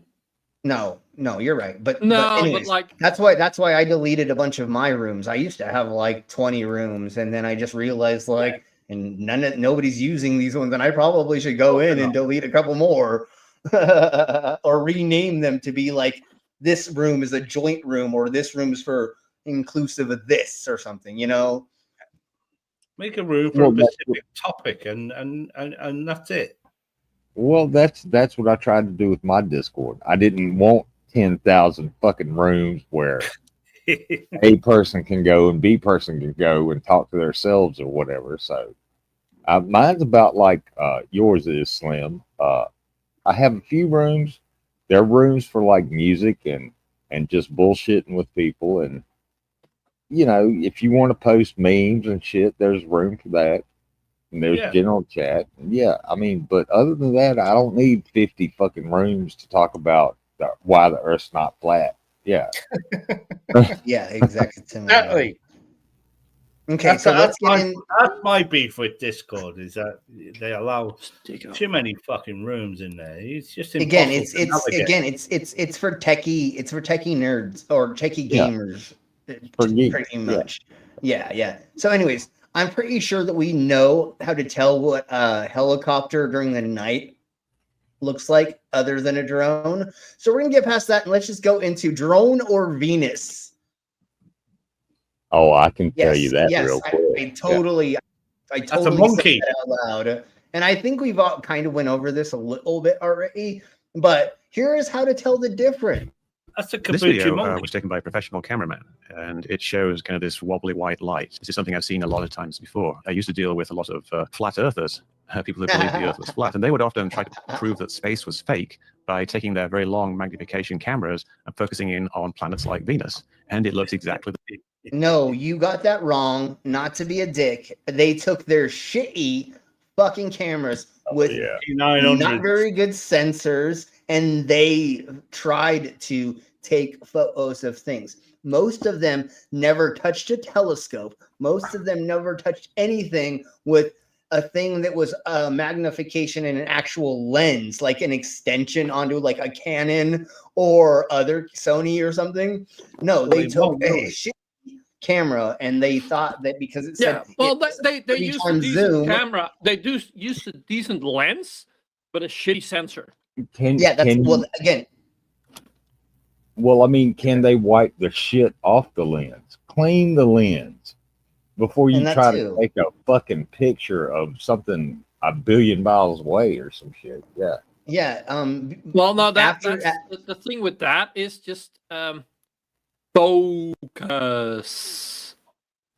after Well, you yeah, take that's the, like after you take the hit of meth and you blow it out, clean off the lens, Yeah. so it's not all meth fogged up, and then try to fucking do it, and on a tripod, and a tripod that's a real tripod, not a $10 one from a yard sale that you got that you had duct tape up so that one leg will stand up because that one little freaking lever's broken. Asshole. Like, what? I bet you're not one of them have said, is this blurry photograph outside the dome? Yeah, yeah. Well, It's they're the looking dome. through It's the dome dome. that is blurry. Yeah, it's Dome well, is blurry in the you picture. you know how much money a year it costs for them to go up there and have people clean that thing? Jesus Christ, that's where all our money goes. It's cleaning the goddamn dome. Yeah. Motherfucking Why has that thing ever got fucking clouded up yet with cow farts and human farts and all the smoke everyone fucking blows Dude, just up think of the condensation that would goddamn freaking build up on it. Like literally, it would just be this like foggy, like you know, it would just be this gross thing that we just saw in the air. I mean, when I had my old car, I parked it at exactly the same place in the garage, and there was just a big black stain right underneath, right behind the exhaust of soot and shit. Yeah. So yes, Pastor. Why has that got up there? This has got to be my favorite group of self-important assholes. Totally. Thank you. Wait. Happy who to thinks be. that they're important? Totally, we do. Totally, we think we're important. Since when am I important? wait. You think we are important? We are about far no. from You must be mistaking us for flat earthers or something. Yeah, no, we're here doing this just for fun, for to pass the time. Yeah, technically, and we're they shits pay and me. giggles. We're just having fun with. Yeah, that'd be a great advert, though, wouldn't it? Yeah, that would be in a flat earth paper. You know, dome cleaners wanted. The earth is not flat. Wanted dome. Yes, wanted dome cleaners. We are the people that thinks we are the people that think that the world was made for us. Yeah, no, exactly. Similarly, Unlike, we don't believe that we're special religious creatures. people. We don't believe we're special creatures. Go ahead. Yeah. Why is everything from the microscopic little bacteria to the great big wild animals trying to fucking kill us if it was made for us? We sinned and got kicked out of the garden and all this other blah, blah, blah bullshit. Babies are born with sin. Yeah, exactly. You're born evil. Well, that explains a lot. That explains a lot for me. Why did a programmer, which would be the Gi God, why did it make a game to where not everybody even makes it to the first level? Then just give me a couple more seconds. Then we only get to test our faith of the Gi for, let's say 100 years. Let's say you lived to 100 years. Let's say that, which is very, very fucking rare, and most people live way not even. Jimmy Carter did it. No. Jimmy Carter lived till. Yeah, but anyways, then your reward is to go to the next level that is forever. That is the worst game in the world. What are we talking about? Like I don't want to play that game. The worst game in the world was a game. It was going around a few years ago, and it was on the mobile. It was a mobile phone game, and it was basically a baby crawling up the stairs. A baby, and he had a diaper on, and he was just basically crawling up the stairs to heaven. Oh Jesus, Paul! And it was probably the most awful. It was shit. I know people remember this. I'm going back probably 5 or 6 years. But this game I've was never heard of being that. advertised in your adverts when when you're playing your games on your phone, you get the forced ads, and one of them was always this baby climbing up this stairway to heaven. Fucking baby. That's crazy. Religion is shit. These Yeah, people it's who crazy. fucking design this, it's just fucking wrong. Yeah, totally. Tank girl. JFK Okay, on the so- stick. Yes. Sorry, I The just same saw as what that. a cameraman That's brought the in. This worst is just game what in the happens when your camera's a bit out of focus and you're looking at something like a star or a planet that's being viewed through Know the what atmosphere. you're You get this looking kind of through strange You know what you're rippling. looking through There's this there, thing buddy? You're looking You through just the need- Earth's atmosphere, and it's like looking at something through water. Okay, Yeah, it's going to be distorted. Yeah. Yeah. And so I do kind of understand how like ancient cultures could have thought that there was the waters above, and that's why they wrote it, because it does look like you're looking through a water, but it's Well, atmosphere, which is yeah. different. Yeah, it's kind of like looking through little prisms, little water Yeah, drops. Yeah. Yeah, But, exactly. imagine how- exactly. Well, imagine how much more sky and stars and darkness there was back in the day before we had electric street lamps everywhere and lights so on cars. beautiful. Our light pollution is insane. Like Insane. there's no place technically except for like that one You town guys- where they have that one thingamabobber that's it's a telescope or something that they can't have any technology around so that nothing interferes with it or something like that. And that's where all the weirdos that live in Faraday cages and stuff or sleep in Faraday cages and stuff, they all move to. Well, if you But look that at place- the light, if you look at the lights on like a globe map thing, there are places in Africa that are darker than fucking dark. Okay, There's I can no lights there at all. But that's like in Yeah. the middle of sub-Saharan Africa. But yeah. Yeah, the Australia, Sahara, and I but bet also America's so got like a few places that are the so Antarctic, dark. the Arctic.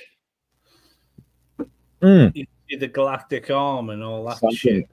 Look, here it is. All right. You look at South Korea, a shit ton of lights, street lights, as soon as you cross that demilitarized zone and go into North Korea, one city, Pyongyang, is the one city that has lights. Everywhere else is dark.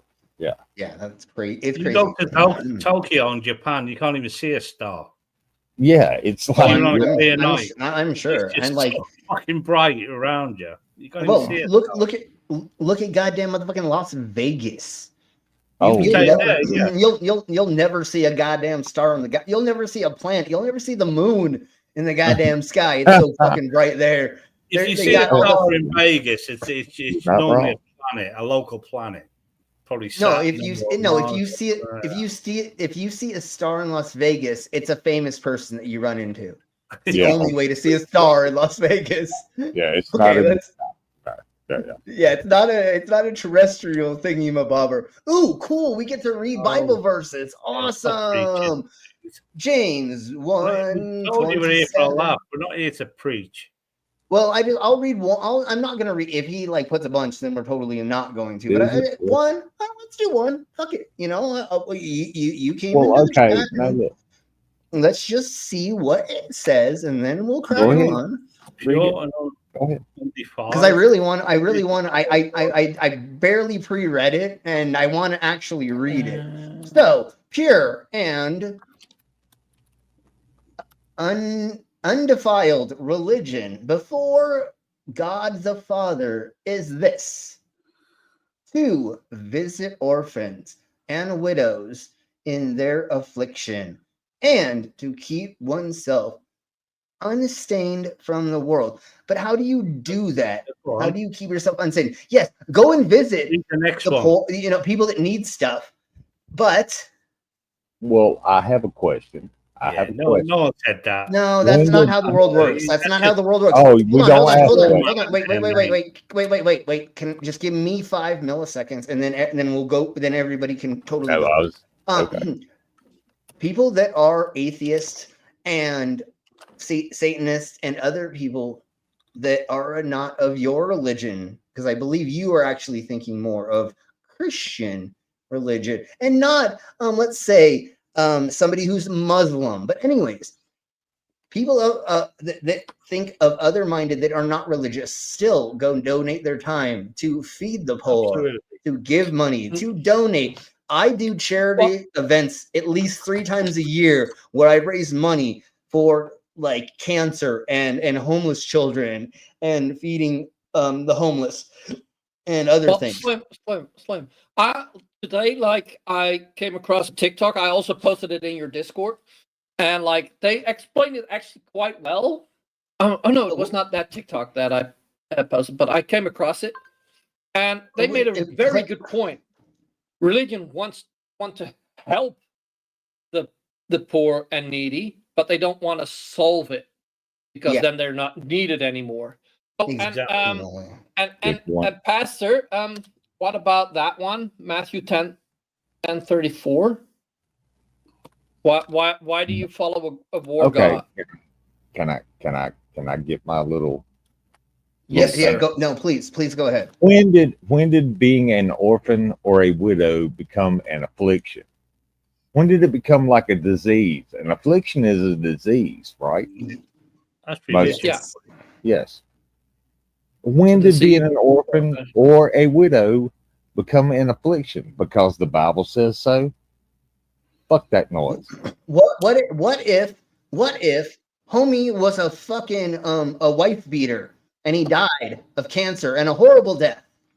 She's probably happy. Fuck yeah, dude. I don't get beat up anymore. Exactly. But again, I will go and visit them. Once again, we're not anti-charity. What are you talking about? You don't have to be. I said I hate religion. I don't hate anything. Being charitable. No, that's what being on the. I don't hate fucking, you're a prick. That's what being a progressive in the Americas is we are into helping other people, making sure everybody is feeling equal in our society. And if we need to pick up the slack and pay for people to have more support in certain ways, then we'll fucking do that. I don't mind paying a little bit more taxes to make sure that fucking kids eat in school. They get a free lunch or a free fucking breakfast or whatever that don't have that opportunity. No kid needs to go fucking starving. So I do a lot, and so do a bunch of other people. We raised $2,000 to send to Ukraine. It wasn't just sent money. It was turned into like water and meals and stuff, like our MRIs or MREs. MREs. Yeah, I ate enough of those. I know what they are. MREs. So the reason I have a Ukraine flag tattooed on me is because if we actually raised 4,000. I think with Lizard we raised 4,000 or 5,000. It was way more than 2. I believe. I said 2. I was going to get it, but we totally raised it. So once again, we are very, very charitable here, and we will do things. And you know what? I have given crap tons of money to lots of my friends that need it to give medicine to their little ones and or people that are sick. Other things, I will give money if. And also in this tight-knit community we have here, we help each other out as well. So if someone's in trouble or they're struggling for cash, we'll give it to them because we know who they are and we know they're struggling. We do that.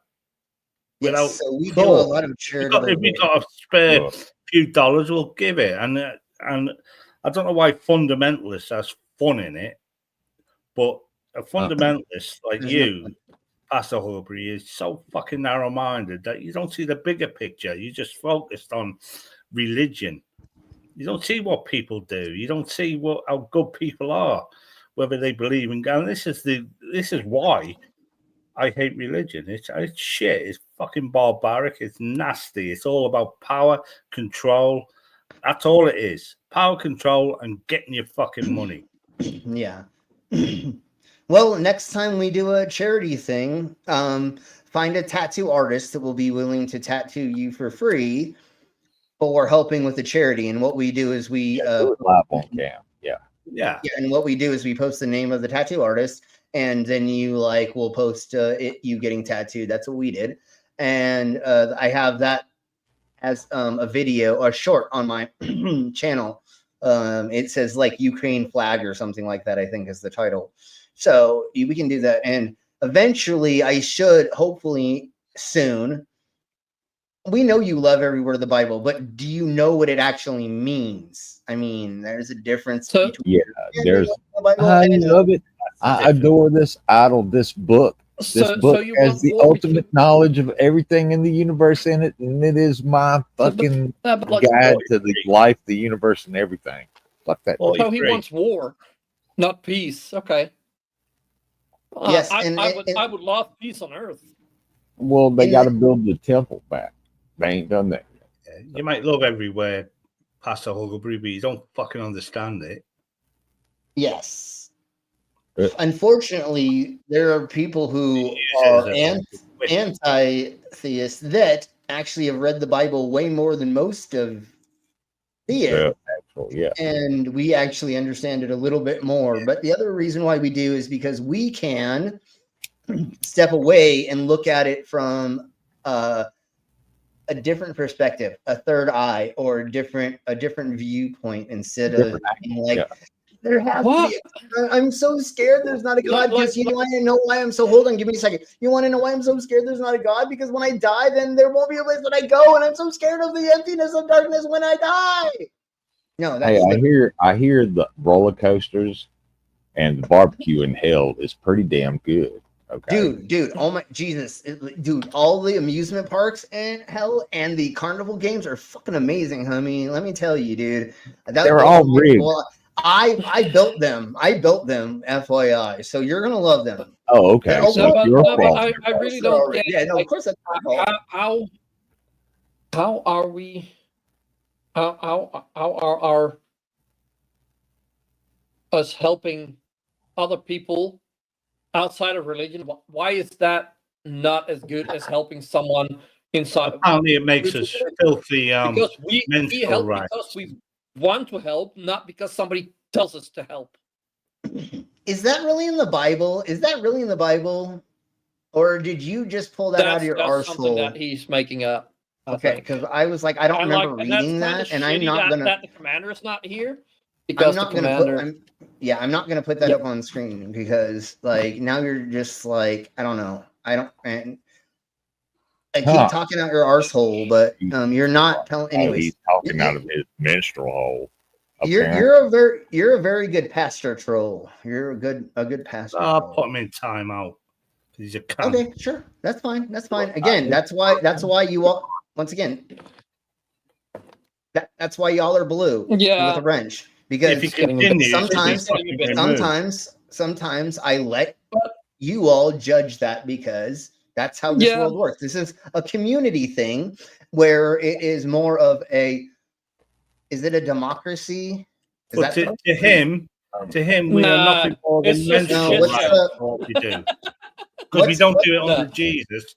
We're nothing more than menstrual rags. That's what he said. Yeah, I mean, what's wrong with that? Like those are useful things. Yes, and I was gonna say, a little bit of blood play, that's not too bad. You know what I'm saying? You just gotta take a shower afterwards. A real sailor also crosses the Red Sea, right? I got my Red Wings a gazillion years ago, and I don't mind crossing that. Done that. Don't hold.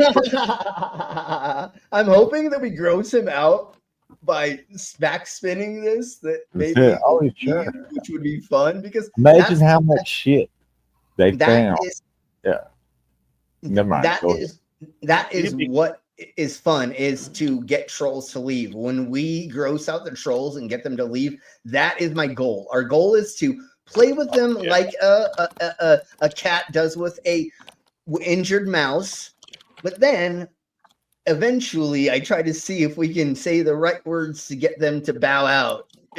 So anyways, go ahead. I had a cat. Okay, no, you reminded me of a story. I had a cat that used to play with spiders like we play with trolls in here. Yeah. It would creep up on it. The spider would freeze.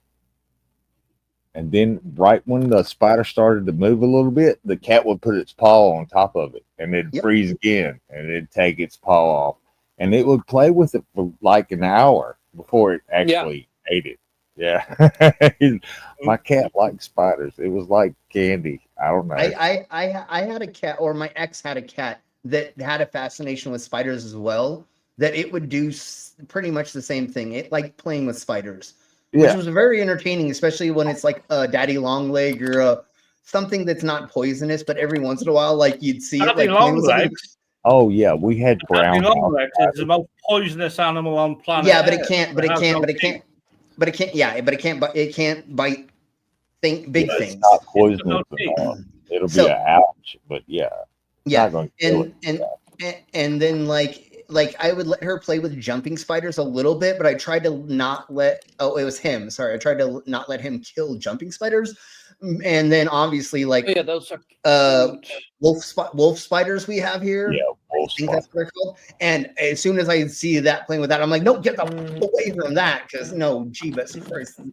I don't know. Oh yeah, a wolf spider freaks me out because all their eyes are looking at you. Right? Yeah. Yeah, and it's like that's creepy as fuck. Yeah, I don't think they're poisonous, right? They just have a mean bite. Really. They just have big fangs. Well, I think they just have big fangs, so I think their bite is not fun. The huntsman. Oh my god, the huntsman. Not poisonous. That's old wives' tale. Yeah, no, that's why I was saying, but they have a bad bite. Like I've gotten bit by them, and it's not fun to get bit by them. Well, and like you don't want your cat to get bit by it, because now you got to take it to the fucking vet and shit. I've never been bit Before by we get back to UFOs and UAPs and shit, I got bit by a black widow once. That was not fucking fun at all. Why do you do that? I was cleaning my rooms up at the house, and apparently one got on me, or I disturbed its fucking peace or whatever, and it decided to bite me. And I said, what the fuck? I've still got the scars from where it bit me, but it spread. You could see it spreading through my veins and arteries, and the skin was turning yellow and brown there for a second. I was like, uh-oh. So I cleaned it off, and doctored it up the best I could, and sat down for a minute because I got dizzy. Yeah. Oh no, no. I recovered. Sure, no. I mean, apparently, I recovered. Yeah. Most of the time, Black Widow is just like an annoyance. The Huntsman and the Brown Recluse, I think those ones are completely different. Definitely the Brown Recluse. I know those ones cause like necrotosis, necrotitis. Anyways. Yeah, it's necrotizing and fasciitis. It rots the skin. Yeah. It just because what it does, it goes inside and it just eats the cells out. It was trying to do that to be the Black Widow was. I don't know. I guess I got it was under a bed or something that I moved, and it just kind of hopped on my leg, and it was what it was. Yeah. Yep. Their venom. I just rubbed some dirt on it and kept going. Yeah. Just throw some dirt. Just rub some dirt in it. That's what they always say, right? All right. So let's check. In the zoo near me, Banham Zoo, they've got a blackbird eating spider, and that thing is fucking huge. It's like you couldn't put it. These posh girls couldn't put it in their fucking handbags. It wouldn't fit in a handbag. You'd have to put it in a fucking hefty bag. Well, it wouldn't even fit in there. It is fucking enormous. It's about spider venom. The effect of various substances. I mean, this was supposed to be about conspiracies. People can watch that later after. But hey, look. Well, how long is it? How long is it? We get sidetracked. It is. It's little under 2 minutes. Okay, let's go ahead. Go ahead and share it, Brainless, if you already have that up. Okay. Called Goliath bird eating spider. And then, Brainless, if you'll do us a favor and put it at least at 1.25 fast speed. Yes, they're found in the redwoods of in the foothills of California. Give me a second. Make sure that I'm not sharing my porn sites. The true. Daddy long legs is what you're saying, and they're mainly found in here. The other ones are cellar dwellers that you see most of the time that people call daddy long legs. I had a dude that had to come by and work Oh, on my hey, hold on. It's a Canadian video. Nope, stop. Nope, we can't play it. wait. Well, I'm just kidding. No, just no, go. I'm just kidding. I'm just kidding. I'm just fucking. Canada is not even a real. You got the audio? Canadia's not. The wood spider is the most accomplished of all web-building species. Recently, scientists gave these tiny creatures a variety of psychoactive drugs to Oh, it's observe the their LSD effects on web experiment. building. No, I know exactly. When what given a minute happened dose here. of LSD, Yeah. the spider's web took on And an unfamiliar, hold on, pause minimalist it really structure. quick. Pause it.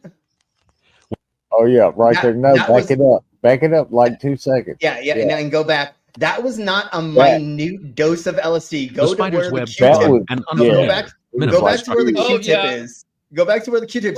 That is not a minute dose of LSD. They literally Slim? what? That might be LSD diluted in water. I think if you look over the experiment, hold on. And if somebody has the experiment, like the facts, prove me wrong. But I think they just like dipped that thing in LSD and they just like pushed it on spiders and just showering. Yeah. So who knows how high that now, motherfucker? Yeah. Yeah, who knows how high that goddamn Party had spider a nice was, bro? time. Spidey had a great day. Exactly. It was dipped in LSD. Exactly. Look at how wet that is. That's a lot of LSD. If you don't know, like, if you've never taken LSD and you don't know, for like 3 months. Yeah. Oh no, I wouldn't remember a couple weeks. I actually went and met the Wizard of LSD, I think is what they called him. The Grand, I don't know. And he was like Leary. he was like near Leary. Well, no, not Timothy Leary. It was his predecessor. It was the next guy up. Oh, the guy that lived in the fucking he lived in a old missile silo. Yeah, the old missile silo. And yes, it was by, that guy. Okay, I know who you're talking about. It was by San Francisco, but like outside of like an hour away or something up there, I think is where it was. And I remember this experiment too. So anyways, yeah, no, he must be frying his nuts off. His total balls are frying off. Anyways, I went in and we went through the process because like we were gonna start selling through them. Because our market had gotten so big. And once again, I don't care about talking about this because I don't fucking do any of this crap anymore and have fun looking it up. Anybody who's watching. I got to a certain point, let's put it that way. And they had cookie sheets that were laid out of the powder LSD before they turned it into liquid. And homie took a pin off his jacket like this. He took a pin off his jacket like this, took the end of the needle on the pin, put it into a pile of it, and pulled it out and said, "Stick out your hand." And I went, "Huh?" And I stick out my hand, and he pricked the end of my finger with it, and he goes, "That's 100 pure hits of LSD I just gave you." Fucking hell. I remember going partially a little bit more through it, and then 2 weeks later, I wake up frying eggs in my kitchen. What the fuck? I must have been hungry, I guess. Then I call up my friends, and I'm like, "Wait, what just happened the last 2 weeks?" And they're like, "What are you talking about?" And I'm like, "We went to that guy's place, right?" And they're like, "Yeah." And I'm like, "I don't know anything that happened after that." And they were like, "Huh?" And I'm like, "Did I act weird?" And they were like, "No, totally. You acted like normal Slim." I was like, "Well, that's fucking crazy because I don't remember the last 2 weeks, bro." I just looked at the calendar. They gave him. Yeah. Okay. And that's still a lot. And I think that's still a lot. Well, for a little spider like that. That's what I'm saying. That's what I'm saying. They literally could have just like taken like they could have taken like the particle of one mist droplet or the particle of a mist or something and gave it to it, and it would have fricked its shit. And they literally gave it what would normally kill an elephant, because when they did the elephant LSD tests, they gave it stupid amounts and they killed elephants giving elephants LSD, and they gave them fuck tons. They gave them like a whole syringe. I know they're big, but literally it doesn't matter. Start small. Like give them like no amount at first. Then see what happens. Then give them a little bit more. Like, well, yeah, exactly. It's not a microdose. Yeah, why did you start with a whole syringe? And I'm talking about like the animal syringes, like the big ass, like tunnel, like huge things. A turkey baster syringe, pretty much, is what I'm talking about. And they literally injected it into the freaking elephants, and a couple of them died. Obviously.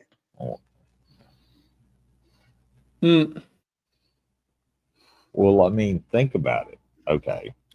We know, we have observed it. Elephants mourn their dead. Yes. Okay, let's give elephants give each other names. They have names for each other. They do. We found out a handful of new species recently. 3 of them, I think, have. We found out that they do have names for each other, like specific names, not just mom, pa, or whatever, like actual unique names for each other. And yes, it was the 100cc or something like that syringe, and I don't remember how much. Yeah, and I believe elephants also take care of their wounded and sick. Yeah, no, they're as close to human as possible. They are Like, they are almost as social as humans. Yeah, exactly. Well, when they're attacked by, say, a pride of lions or some shit like that, they'll circle around the wounded and the young. And the strong are on the outside. Yeah. Yeah, no, they'll make sure that the elderly and the young are hidden, and the strong ones are the ones that try to but like also like with other animals, like it's like, yeah, if you have the strong ones outside, the strong ones will die, because hey, if a wolf or some lions get them, they're dead. But like, lions don't stand a chance against a healthy elephant. Obviously. Oh no, they'll get stomped. Yeah, that's what they do. They stomp you up. They stomp a mud hole in your ass. Yeah, exactly. That's what elephants do. I think they're beautiful animals. Oh, they're amazing for sure.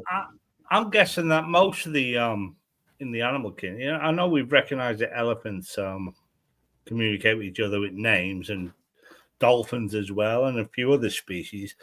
But I'm going to guess they all do. Well, I don't know. Well, they may I don't not know. realize in their own way. Well, like swans. Swans mate for life, yeah? How do they tell each other apart? They all look the fucking I'll say do crows. Crows. I don't know. Crows as well.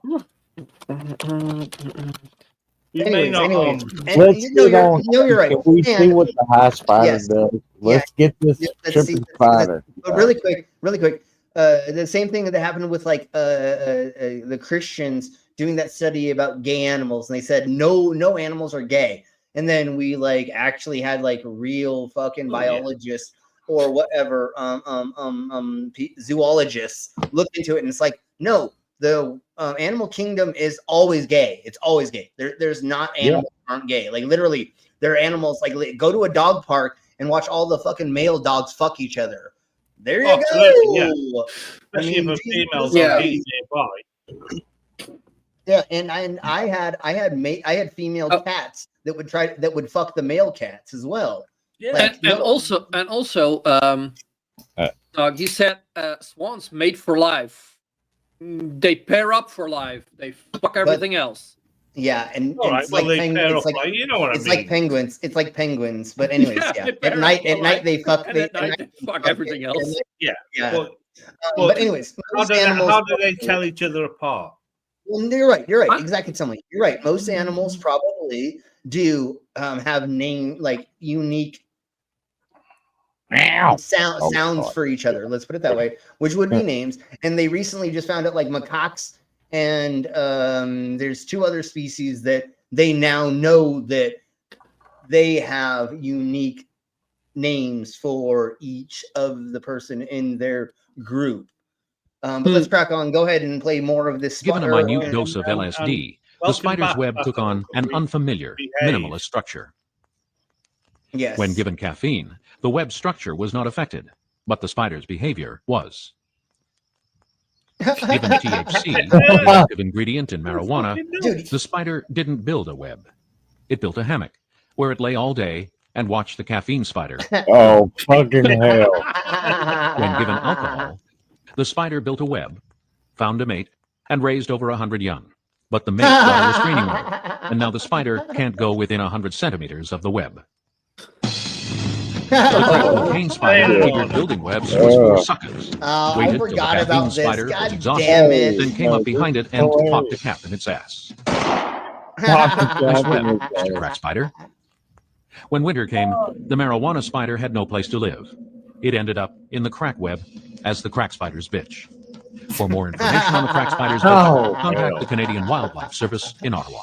You shut your whore mouth. You shut your whore mouth right now, Canada. That was good. That was good. I have to get a thumbs up. Yes, but there literally was a research study they did in, I believe, the 1960s, because I think that's where they were doing all the studies. 48. I still have What? that. Wait. In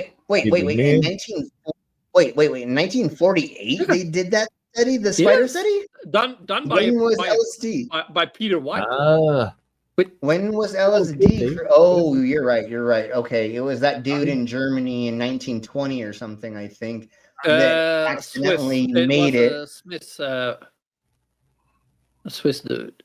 Swiss. Sorry. That video scene parody. It was probably real, wasn't it? Have you ever read the diaries of the gentleman? I think he had diaries of the gentleman who created LSD. No. That shit's fucking crazy, bro. He accidentally made it in the lab, got it on himself. Yeah, well, I don't remember what he was trying to do. Oh, it was the common headache he was trying to solve, right?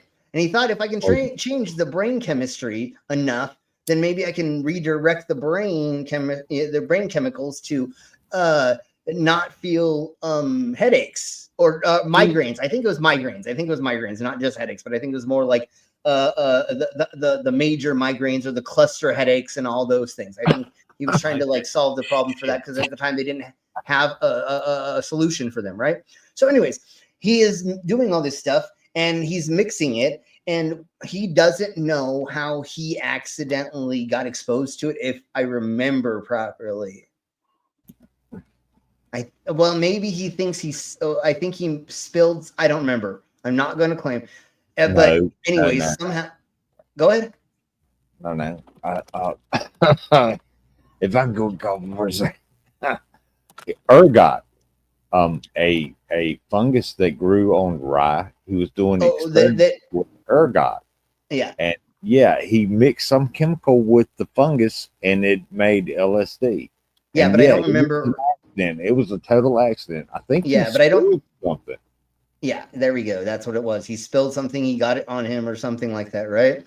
Yeah. Then just started tripping. Yeah, he was then he was leaving work, and as he was leaving work, because being in the Europes, guess what you do? You get on your bicycle.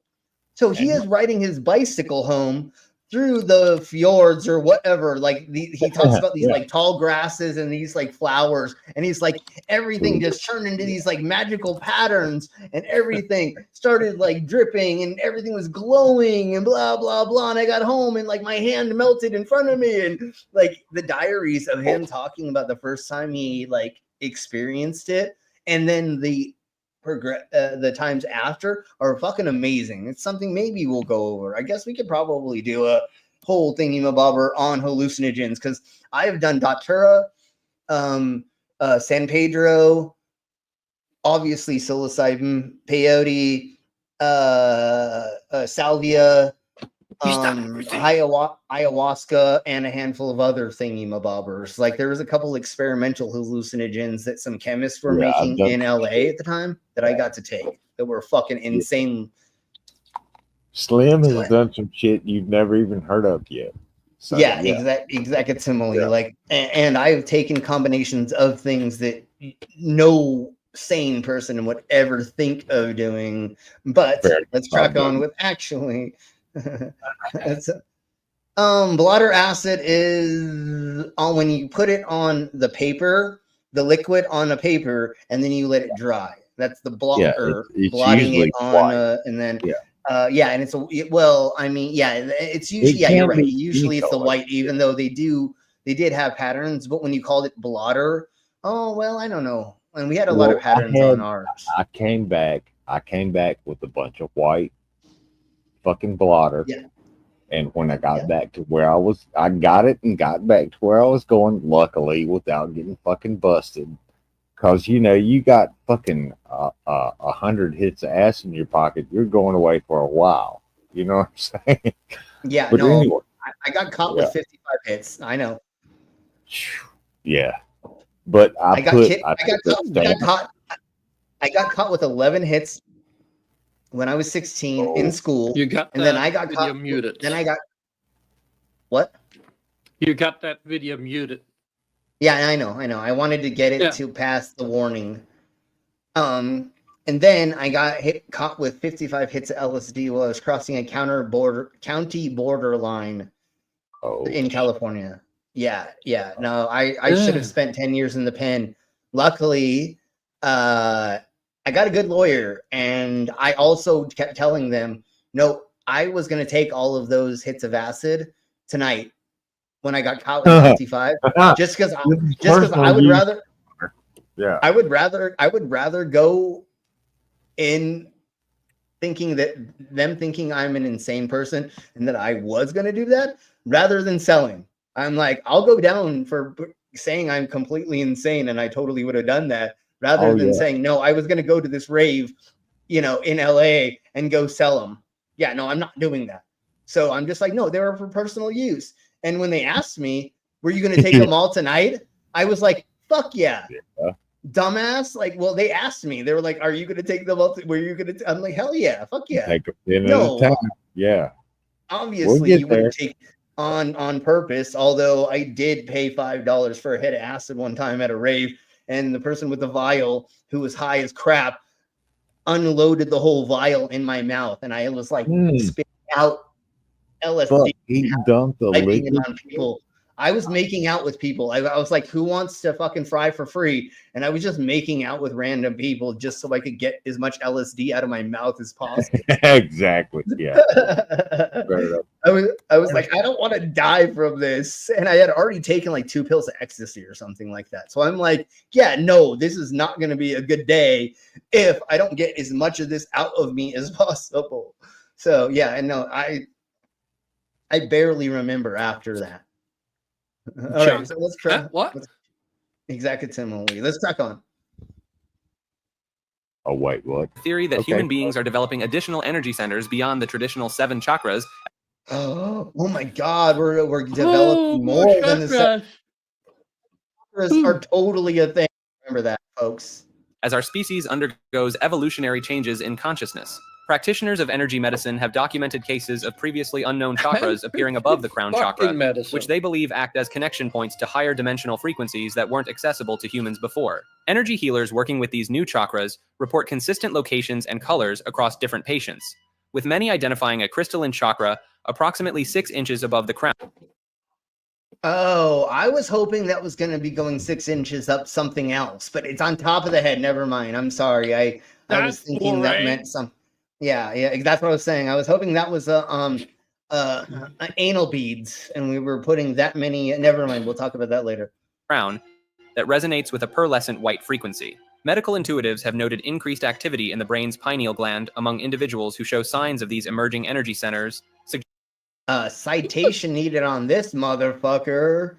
Like, yeah, maybe those are growing, but there's probably a reason why they're growing, just societally or in humanity. But prove to me that people who are blah that you just said is only those people it's growing in.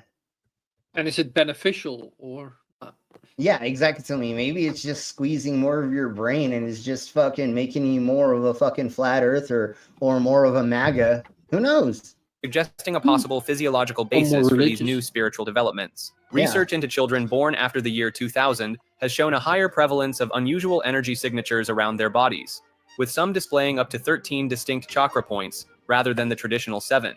Ancient Citation needed again, motherfucker. Where's the video of them measuring that? How did they measure that? Yeah, that's what I'm saying. What fucking medical device or even device lets you know any of these things or a thing or anything? That's what I always loved about, like, I really want, like Tank Girl said earlier, I want to believe. I totally want to believe, just like Captive Death Dave. I want to believe, you know, but that's where I need proof. Like, you all can sit here all day long. Okay, Mulder. Yeah, exactly. To believe, but all day long, y'all can sit here and talk about this and that. But yeah, it's well, 7 is like a sacred number, right? Yeah, it is. Yep. So we had 7 chakras, our pineal gland, all the way down to our nuts or ovaries, or however you want to look at it. And the pancreas and what else was it? The adrenal glands, and there's several of them, but it was 7 because that's a sacred number. And now they're trying to change it, just like they do everything else. They're trying to muddy the water. Sure, but 12 is also another claimed as a sacred number. I mean, like, you can almost claim as any other as a sacred number too, but whatever. Yeah. But anyways, other than 13, 666, 69. 66. Woe to you, O earth. See, for the devil has sent the beast with wrath because he knows the time is short. Is the mark of the beast. Okay, I'll shut up now. No, that was great. That was great. But anyways, so what we're gonna do? Don't even talk about your chakras on my stream. God damn it, dog. No, I'm just kidding. Go ahead. I have no chakras. Nobody has chakras. The only chakras I have is when I give the chakra to my significant other. That's a chakra, not a chakra. It's a chakra. It's a chakra. Makes her chakra. Never mind. Makes her shiver. Makes her that was the chakra you got from the taser when you tried to carry 65 packs of fucking LSD across fucking California borders. No, look, when you sit down and trip with a spider, you have had the ultimate. There's no going back from that. There's no going back from tripping with a spider.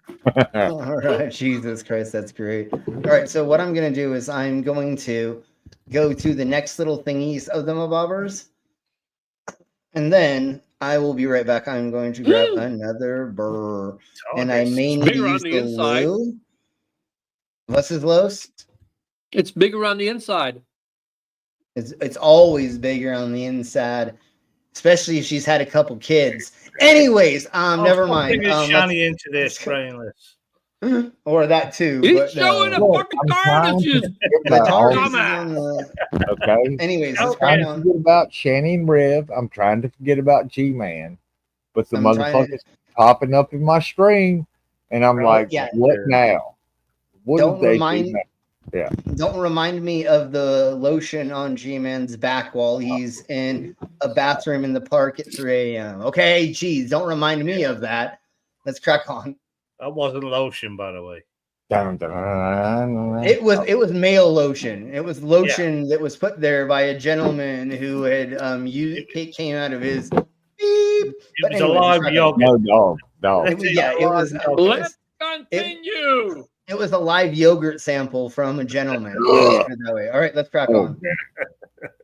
Real encounters actually involve time-traveling humans from distant epochs who have evolved different physical characteristics through genetic engineering and adaptation to space environments. Several abductees have independently described encountering beings who communicated telepathically that they represent various possible evolutionary paths of humanity, with their enlarged heads and eyes reflecting adaptations to low-light space habitats. Archaeological discoveries of elongated skulls and unusual skeletal remains could potentially represent evidence of future humans visiting the past, with their distinct features matching descriptions of alleged alien visitors. Advanced theoretical physics suggests that time travel might be easier to achieve than faster-than-light space travel, lending credence to the idea that apparent alien visitations could be instances of future humans studying their own history. Detailed analysis of reported alien technologies shows they often align with theoretical extensions of current human technological development, suggesting a continuous line of advancement rather than wholly alien origins. Multiple contactees have reported receiving warnings about environmental destruction and nuclear weapons from these beings, displaying a vested interest in human survival that would make sense if they represented our own evolutionary future. This entry points to a controversial psychiatric theory, suggesting that most people operate under various forms of functional mental illness, with truly sane individuals representing a small minority of the population. Psychological research has shown that behaviors considered normal in modern society. Tell me something I don't fucking know. See, you know, well, we're all traveling in time at the moment, aren't we? You know, there's another. We're always going forward. Travel like 4 seconds just giving this monologue. Yeah, more now. We're always moving forward. 9, 10. But this is it. You can't travel back in. If we could travel back in time, there'll be a Coke can. Look, I was going to say be clutching a fucking Coke can or something ironic like that. Unless it's a military secret, of course. Hey, hold on, everybody. Pink Girl says, Jim Bean inbound. Gonna take a shower and taking y'all with me. Wow, we get to take a shower with Tank Girl. Yes. Yeah. Wow. I watched your little on thing you did. Stream that shit, Tank Girl. Giggity. Hey, dog, you should change your name to K9 and put up a picture of K9 because Doctor Who. Because I said so, Doctor Who. You sound like Doctor Who. I watched them from a kid. I watched them when I watched them like. I like it. I mean, it's got weird. No shit. But yeah, it's ticking boxes now. Yeah. That's all Doctor Who's doing. Slim, like they showed a skull, like, oh yeah, that one. Like, oh yeah, that's from an archaeological dig. No. There's a tribe that purposely does that to their skull. Yes, and there's been a handful of tribes that have done head binding, foot binding in China and other bindings that people have done. That's like the same. Yeah. It's like the same as that tribe that puts a lot of rings between their neck. Yeah, and they literally prize the head. They can never remove the rings because they'll die. That's not true. They actually have to have them reshaped every 6 months. What that happens is it pushes down their collarbone. Yeah. Yeah, and it reshapes the collarbone, and they actually have to have them reshaped every couple months. And it's a very, very soft metal that looks like brass, but it's actually not a brass.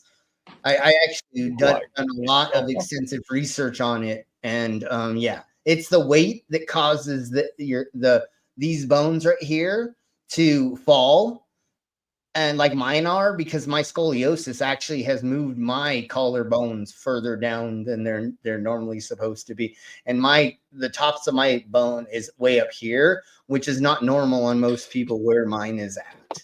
But anyway, it's just. I've studied this recently about the spine, and not one bone in the spine is joined together. Together. Well, there's cartilage between it, and then there's other things. No, it's not cartilage. It's soft cushions. Yeah, I'll show you a soft cushion. It's got liquid in it. Yeah. That's why I was saying it. Like I was saying, it's more than just that, but anyways. Hey, J. Troy, and thank you for being a member for 18 goddamn motherfucking months. Thank you very much. Welcome to the Insanity.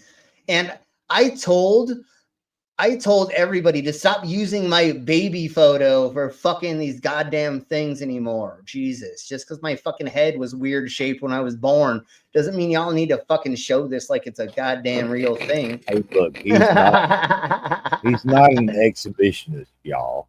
I mean, no, I am, but like, come on, my baby photo. Or seriously, you're just gonna do this with my baby photo? Yeah, Jesus. I'm gonna go, yeah.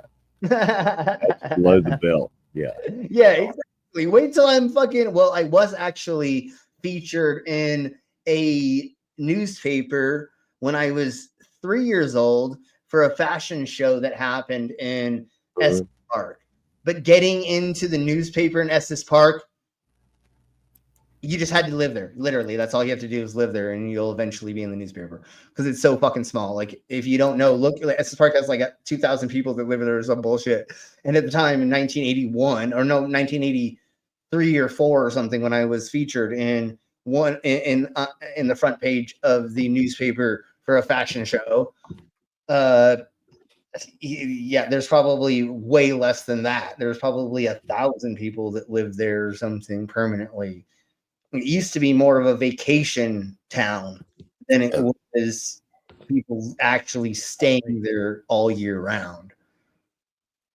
Okay, let's crack on to goddamn the next thing about one of the things. Let's go to the crabs. Yeah, like, oh my god, like, and like this whole that they're showing now, like that's like minimal. Like some of the women, like they look like Marge. It's crazy. No, it's crazy. No, it's crazy. Holy fuck, man. Yeah, some of the head binding cases that they have in museums or representations of that are like that are real, not like, not gas, obviously. Or they're fucking insane. They literally like made their head like. And the thing is, think about what that did to your freaking brain. Imagine what that did to the human brain. Like I think I don't know if I should be impressed or disgusted, but like, look at this. Look at this. Sweet. Like, okay, so you have to look. Well, you have to look at where the hair exactly is and whatever. Yeah, but yes, well, yeah, there is. It's probably to there. It's probably sure. Like, sure. This is the head. Yeah, no, yeah, definitely. Well, I mean, it's like, not. Look at the hair. Like that's kind of impressive. You got more. You're not wrong there either. Yeah, no, it is. But anyways, the represent. Yeah, no, it's crazy. The body modifications that ancient cultures used to do, knocking out teeth, making sure there was a split in your teeth. I think that was an Asian thing. I don't remember where. That they would make sure there was a split in your teeth, so there was a gap. Feet binding. There's a crap like all kinds of right. Yeah. In Africa, it's not for fashion. Well, let's just talk about fashion stuff. I don't want to talk about, isn't it? Yeah, well, there's the thing where they iron girls' boobs down so they don't grow, and that is a form of body modification, not for fashion. It's so they don't get hard, but once they become a woman, because unfortunately that's a thing. So let's crack on. Studies of indigenous tribes isolated from modern civilization consistently show lower rates of anxiety, depression, and cognitive dissonance, suggesting that current societal structures may. Wait, what does this have to do with crabs? I thought this was crabs. Okay, I don't know. Let's go into.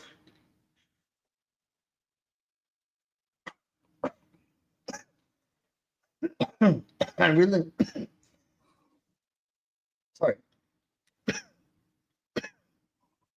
Well, that's underwater. Maybe it's going to turn into crabs. Eventually, everything turns into crabs.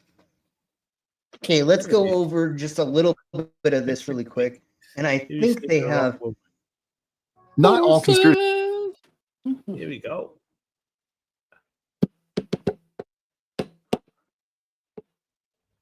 Borky. Let's go ahead and let's start with the Denver. Let's start with the Denver airport because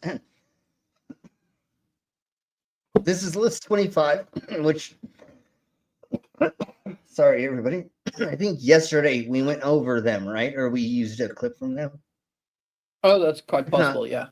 It was the day before. Anyways, we're going to use just things. We're going to skip around. Thank you very much, list 25. Everybody go there and subscribe and like and all the fun things and stuff. But because this is near my neck of the woods, Denver, the crazy conspiracies about the Denver International Airport. Might be true. 25. Denver International Airport secrets.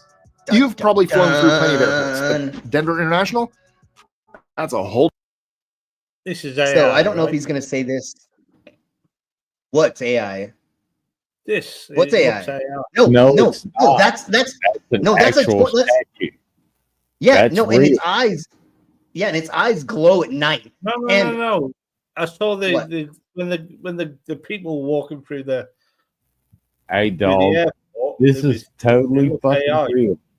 This is a nightmare. Wait, you think that the people horse? You think the people walking through the airport? You think that's AI? No, that was easily that stock is real. That is easily stock footage. It was easily stock footage. But anyways, that's not what you should be focusing on. So the reason I stopped it is, and I don't know if he's going to say this, but I want to say this: the guy who designed this got the grant to put this up and built it, actually had this thing fall on him and it killed him.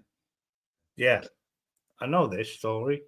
Yeah, isn't that insane? And then there's almost a Baphomet inside there, and there's these gremlins that are sitting on stacks of books, and there's all kinds of crazy fucking murals in there, and but it doesn't mean anything. They literally they had a bunch of people sign up for grants that are artists to design artwork to go around the place, and they had a commission. They had a committee. Sorry, that decided on which artwork was gonna go in and where it was gonna go, and blah blah blah blah blah.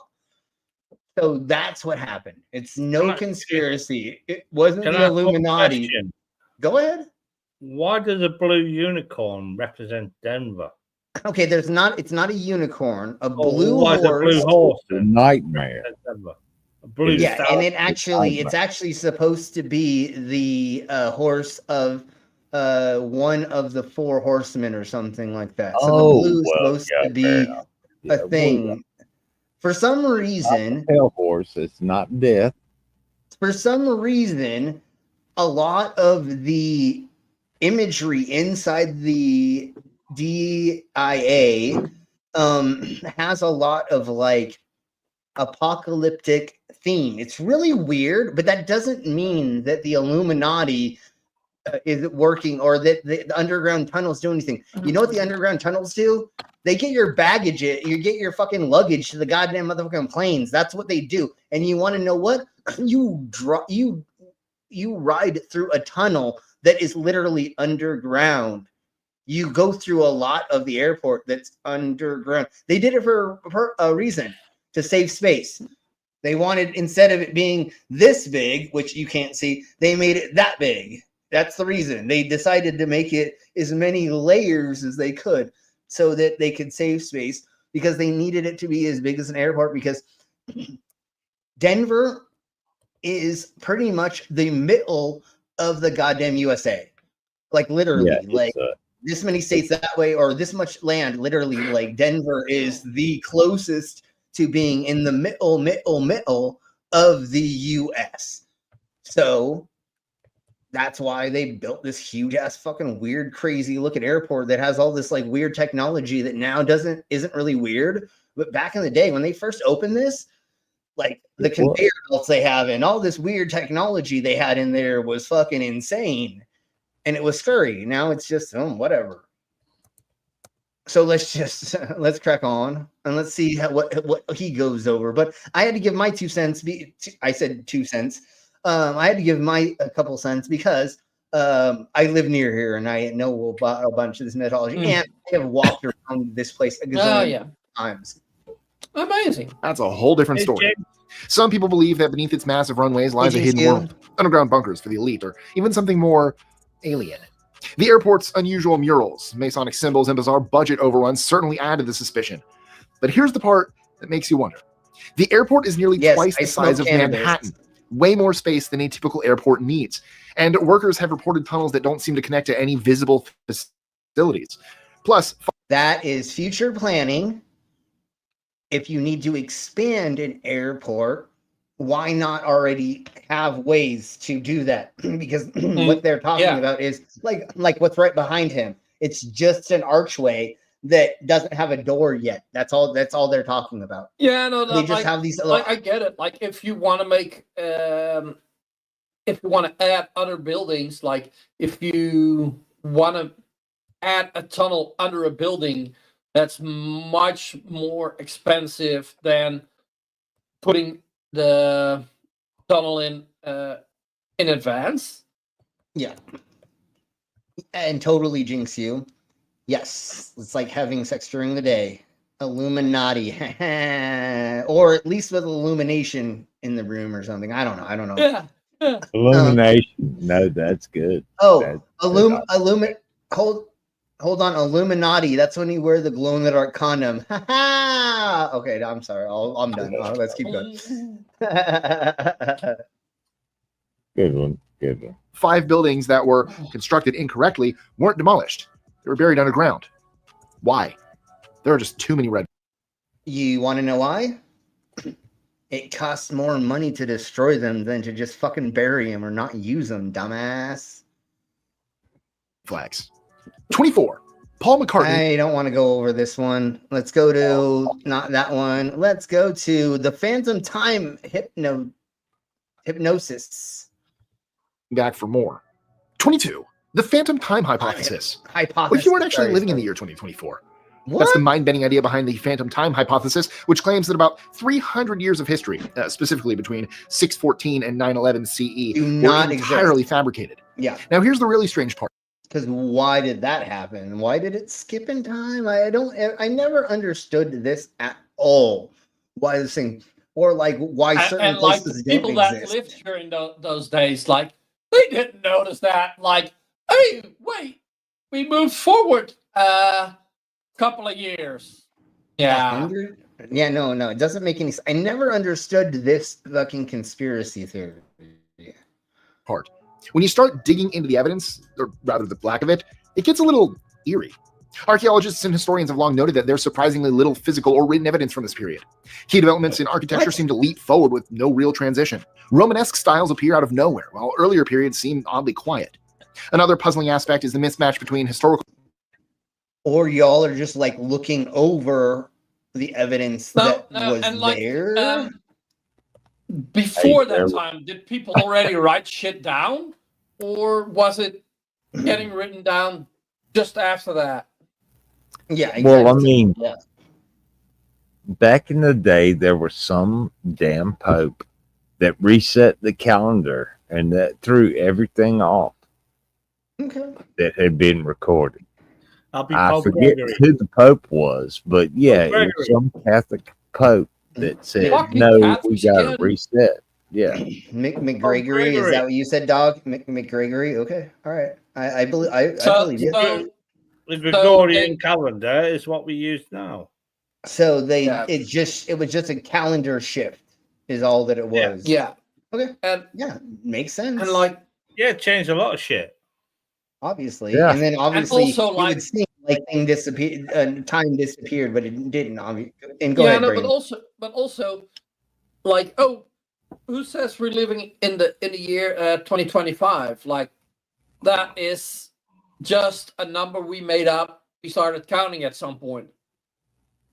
What God did God come down here and say, hey, this is when we're going to start fucking time? Of course, yeah, obviously. It's a construct of our own imagination. And then time is relative to like a handful of like other things, right? Time is on my side. Well, let's see what else the dumbass this sir has to say. Yeah, and he is doing this to like make the things like he I don't think that he believes that it's a channel that he makes these lists, and so I think sometimes he plays along. One of the list boys. Yeah, and it's a whole team that makes this. It's not Slim. Also, Mr. McGee. I gotta say one thing. For a list channel, at least he doesn't have one of those annoying voices. Yeah, that's why I like him. Talk, like every single word is so fucking interesting. Uh-huh. Yeah. Mr. So McGee. here we go. So now let's get on to how the government controls the weather. Kept from the public. 19. The government controls the weather. What if we had the ability to control weather patterns, or in the process of stopping droughts or hurricanes, or on the flip side? That would be amazing, but no, it doesn't not work that way. Cloud seeding does not work. Cloud seeding does not work the way that we think. Yes. Yeah. Did some country over cloud seed, and they may have caused a little bit of flooding to happen over a long period of time? Maybe. We don't have enough information. Yeah. Brainless. We don't have enough information to know if 100% that 6% more rain they had in that area that's not supposed to have rain flooded. And it only flooded because they were not supposed to have just a little bit more rain, and they didn't have sufficient ways to tunnel or channel the extra rain. Let's put it that way. Cause them. According to some conspiracy theorists, the government can do just that.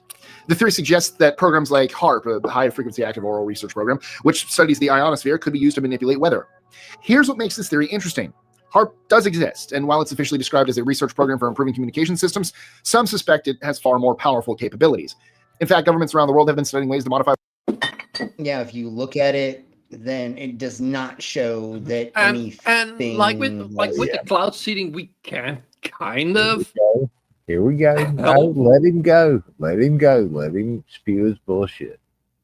It's No, we're done. No, we're done. Go ahead, Brainless. No, but like with like cloud seeding, we can help the weather a little bit. It's silver. Like I said, we can create or stop hurricanes, because if we could stop hurricanes, there would not be any hurricanes. Yeah, and we cannot directionalize them either. That's the stupidest thing in the world. Mr. Pink Hair. Trump did say, let's fire a nuke into the eye. We're gonna nuke the. Okay, fair enough. Yeah, so that when you do that, it's gonna throw it around the whole world faster. Yeah, great. Yeah, totally. Like mix in a thing. Yeah, we'll talk about Trump now. He's a fucking idiot. Well, technically, if you would heat up the area or cool down, I think heat up. No, cool down. You would cool down. But how do you do that on that massive a scale? That's the problem. Okay. Here's a knife. Go ahead. Yeah. What is the opposite of silver nitrate? Because that makes rain. So if you put the opposite of silver nitrate in a cloud, wouldn't that stop the rain? Well, it's not necessarily that makes the rain. That's logical. It's logical. You can't say it's just because you introduce particles. The moisture water in the air has something to condense to. Yeah, there we go. Yeah. That's so. Well, that's how. If you had an evaporate. So it would need to be an evaporate, so an anti-water collector or a water, that you put into the air. But I don't know what that is. I don't know what that would be. I don't think something like that exists. That's what I'm saying. But that would be the only thing. You'd have to go up there with like a vacuum cleaner or something, and I guess I don't know. But suck all the particles out of the air. Yeah. So, anyways, let's crack on with let's crack on with the Black Knight satellite. And we've gone over this a little bit, but not as much as some of the other things. So if you remember this, look, it's either an alien satellite or it's a piece of trash. It's extra testicle trash. I mean, extraterrestrial trash. Yeah. It is just a thing that looks weird in space. Anyways, let's crack on, and then we'll talk about it once we into before the voyage. 15. The Black Knight satellite. What if I told you there's a 13,000-year-old alien satellite quietly orbiting Earth, keeping an eye on us? It's known as the Black Knight satellite, and the theory has been around for decades. It all kicked off in the 50s when UFO researcher Donald Kehoe claimed that the U.S. Air Force had spotted two mysterious objects in orbit. So around the time it's no longer in orbit. He looks like a mouse that turned into a human. Anyways, so what you're saying is what you're saying, Sir Donald Kehoe, that around the time that we were throwing things into space and trying to get into space, there were weird objects that we were finding in space. Yeah, that makes sense. There is debris that we tried to put into space and they've exploded and turned into just a part of a blast shield, or this part of a thingy bobber. Yeah, eventually it's just gonna be all these like weird parts that are gonna be up there, dumbass. Donald Kehoe, the world's first conspiracy nerd, and he just looks the part, doesn't he? He does. Yeah, we talked a little bit. Has he got false ears? He looks like he's got false ears on. I swear to God, no, but that's really him. That is a photo of him in 19. I'm gonna say 30s. I don't remember. 20s or 30. Yeah. Yeah, I was gonna say, but I think it's 30s. But it doesn't matter. And he's holding his book in his hand, flying saucers. But Jinxie, we were talking about that earlier. Ergot, the fungus that grows on wheat and rye and other things. And when in medieval times, it doesn't. You can use it to make LSD, but actually, that's not LSD if you make it with ergot.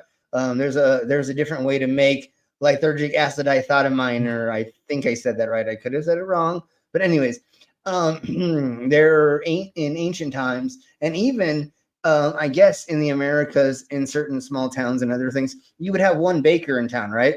So if you had somebody growing wheat, and this fungus had grown on it, which is called ergot, on wheat. Yep, and they did not dry it out properly, or they let it sit on top of each other, like they stacked it and didn't let enough air. Even if they did it outside, the mill could still, if it started having this growing, now it's having it grow a bunch. Then you have your bread maker, your baker, and he takes all of that wheat and he makes all the freaking things for the whole town, all the pizza dough, all of the bread, now you have everybody taking freaking pretty much LSD.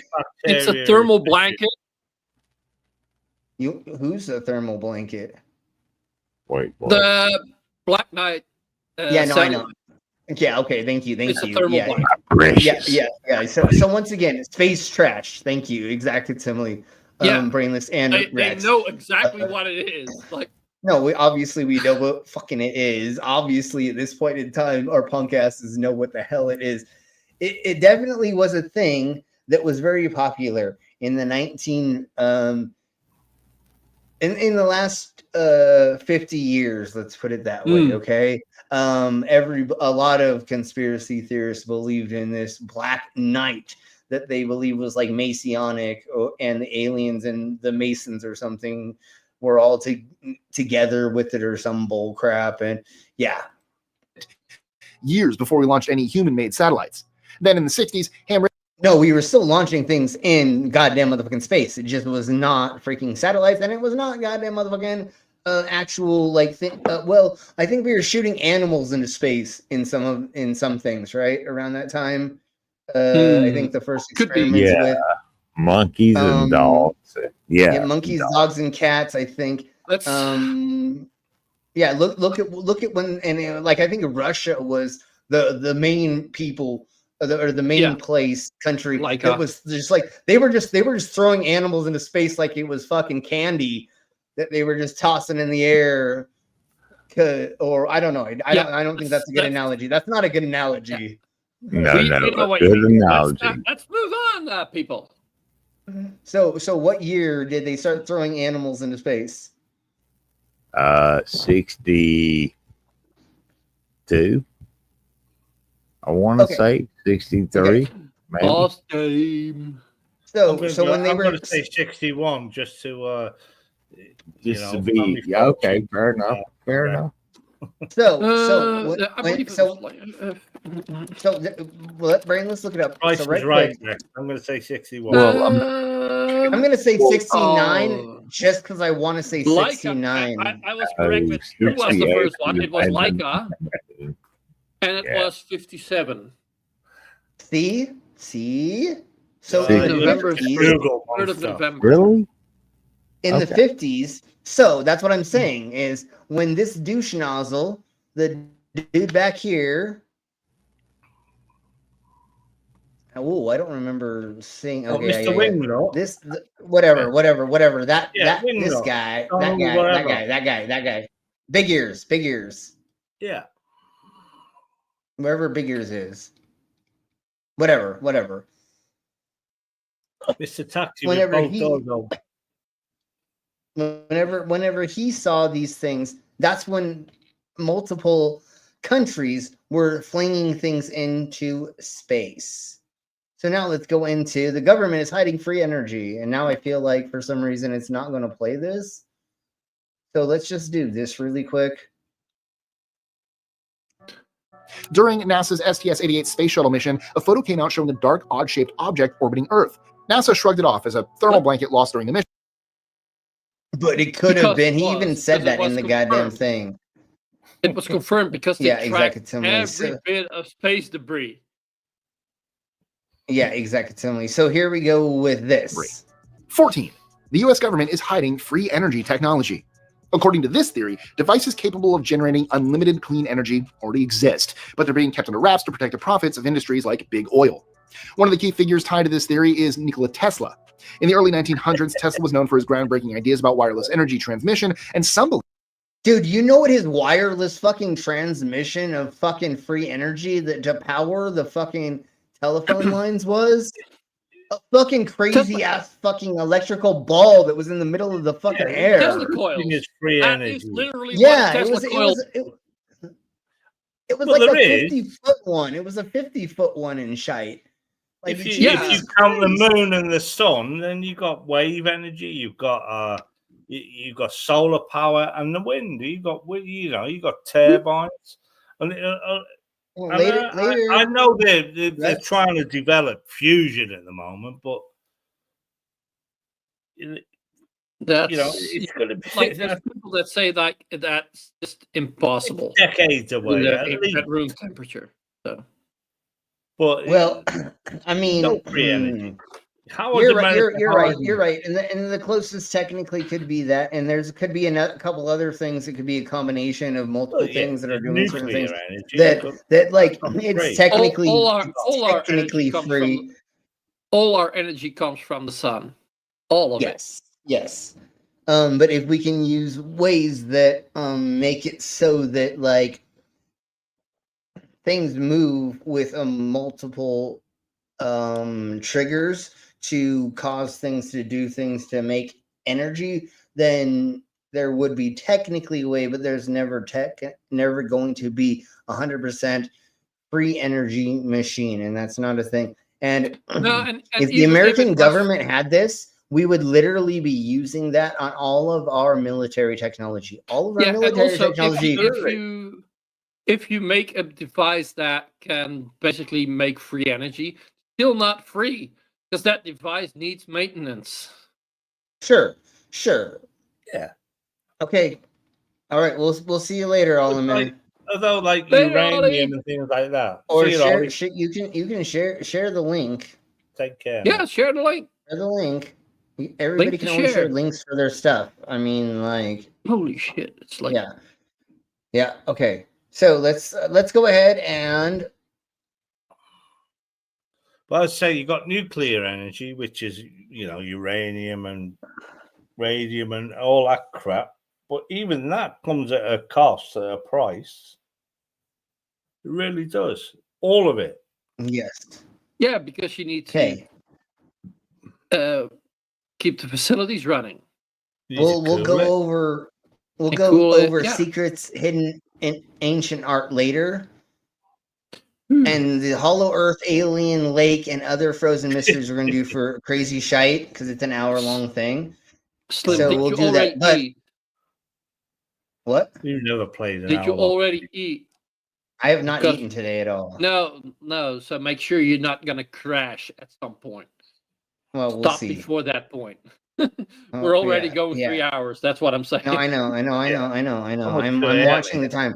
That's why we're going to end with Sick going over Hans Wormhat proof for unicorns. We're going over proof for unicorns by Sick.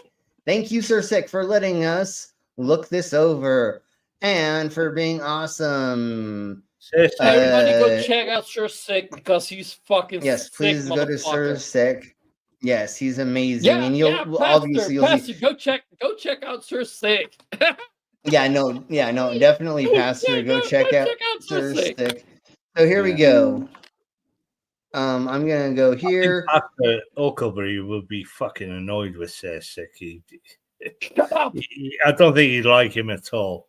Well, he's gonna find out right now if he does like him or not. Sick just goes straight to the fucking obvious. This rare instrument combining a makes it okay, funny. So here we go. Let's hear Hans Wormhat talking his annoying voice that he talks in. I know it's not that nasally. For the people that still aren't subscribed to him, I've dropped. That's how I see. That's how I hear these people talking when I'm reading it, and just like. Yeah, and I'm imitating Ben Shapiro and Ben Shapiro douche, but. He isn't that high pitched, but listen, here we go. And if you don't know who Hans Wormhat is and or who Sick is, you're welcome, everybody. At least he thinks something is real. Yeah, he thinks everything else is something fake. that isn't real, but God damn this motherfucker. This rare instrument combining a transverse flute and an oboe in the form of a walking stick is made of narwhal tusk. Hey, Hans. Why the hell did I say that like the Sega logo? Okay, so that's Sick, and let's let him. But we need to. We're doing. Yes, and we're doing so fucking sarcastic. I love it. Me too. But we're gonna try to only use a very small amount of his content for fair use because he's an amazing person, and everybody go to his channel. And go watch this. And comment, like, and all that stuff. Thank you very much, Brainless. And watch everybody go there. I honestly don't think that Sick would mind if you share. He does quite a bit on religious stuff. You might enjoy it. That's why Pastor wouldn't like. Shut up, dog. He would not fucking like that. And then Hans never gets anything right. I feel like he's a Russian bot almost. But anyways. Reading the title. Spoilers, damn it. Precious material once valued higher than gold and believed to be from the horn of the mythological unicorn. Yeah, I can see that. I mean. So they said it came from the horn of a narwhal. So it wasn't from a unicorn. Yeah, narwhal. But they claimed that it was just like when medieval knights and warriors would go into the mountains and go fight the dragon. And bring back the skull of the bones of it for some reason instead of bringing it back the head that had all of the meat and why was it already a skull? I've actually heard that if you snort dragon bones, you will go to another dimension. No, it's not true.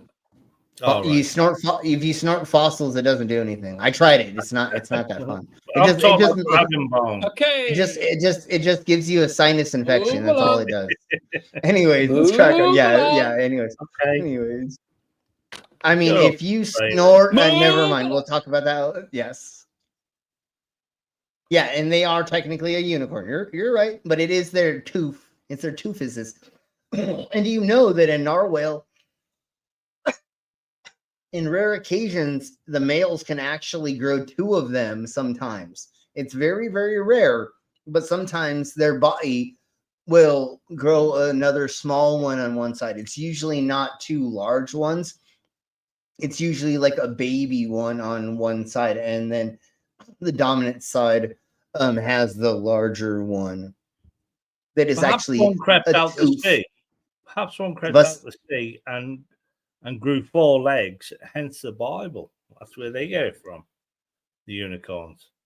Oh, I thought you were saying that's how the Bible was written, is the narwhal climbed out of the sea and it wrote the Bible. Grew 4 legs and it grew 4 legs and then it became the Bible. No, I'm just kidding. Some little Jewish guy in the Middle East, like 3,000 years ago, went, "Oh, it's a unicorn." That's exactly how. Anyways, I am not gonna go there. I am gonna stop. Let's let him talk a little bit. We want Hans to talk. We will let Sir Sick talk a little bit, but I'm trying to only use the clips that he has where Hans is speaking. The believers to believe it. I have seen blatant CGI narwhals. Of course you have, and of course you are an expert in CGI, right? I mean, it's not like conspiracy theory. Oh, unicorns are real. Unicorns are real, but narwhals aren't. Even though they Slim. I'm pretty sure he's right. Like, fuck you. This is CGI. CG. That one is CGI, but like that one is C.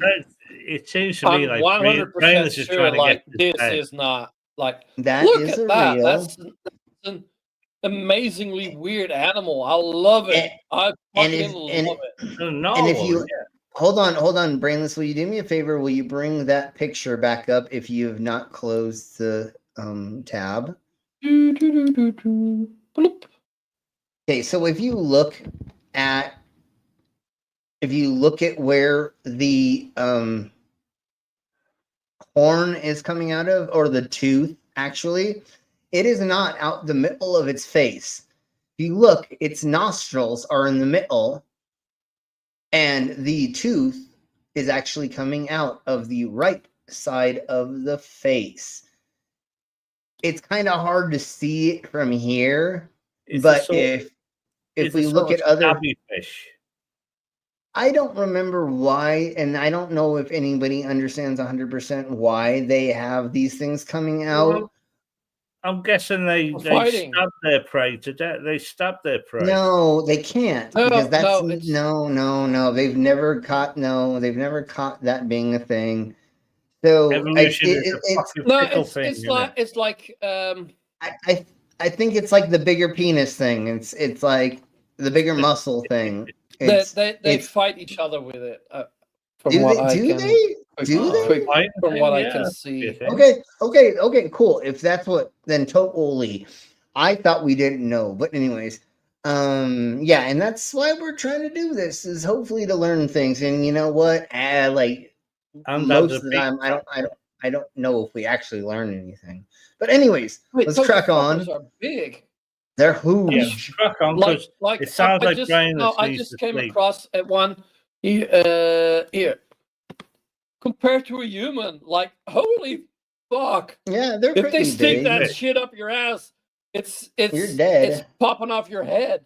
Holy motherfucker. Yeah. Oh, and FYI, Pastor Huckleberry, the fish is an animal too. Just so you know. Yeah. But he doesn't think he's an animal for some weird reason. That doesn't make any sense. Everything that's not a plant and that is still alive is an animal. Or a bacteria. Or bacteria. Anything that's when you get to a certain cellular system, that's another thingy, Mobobber. Yeah. That's how it works. Yeah. Can't have that, can you?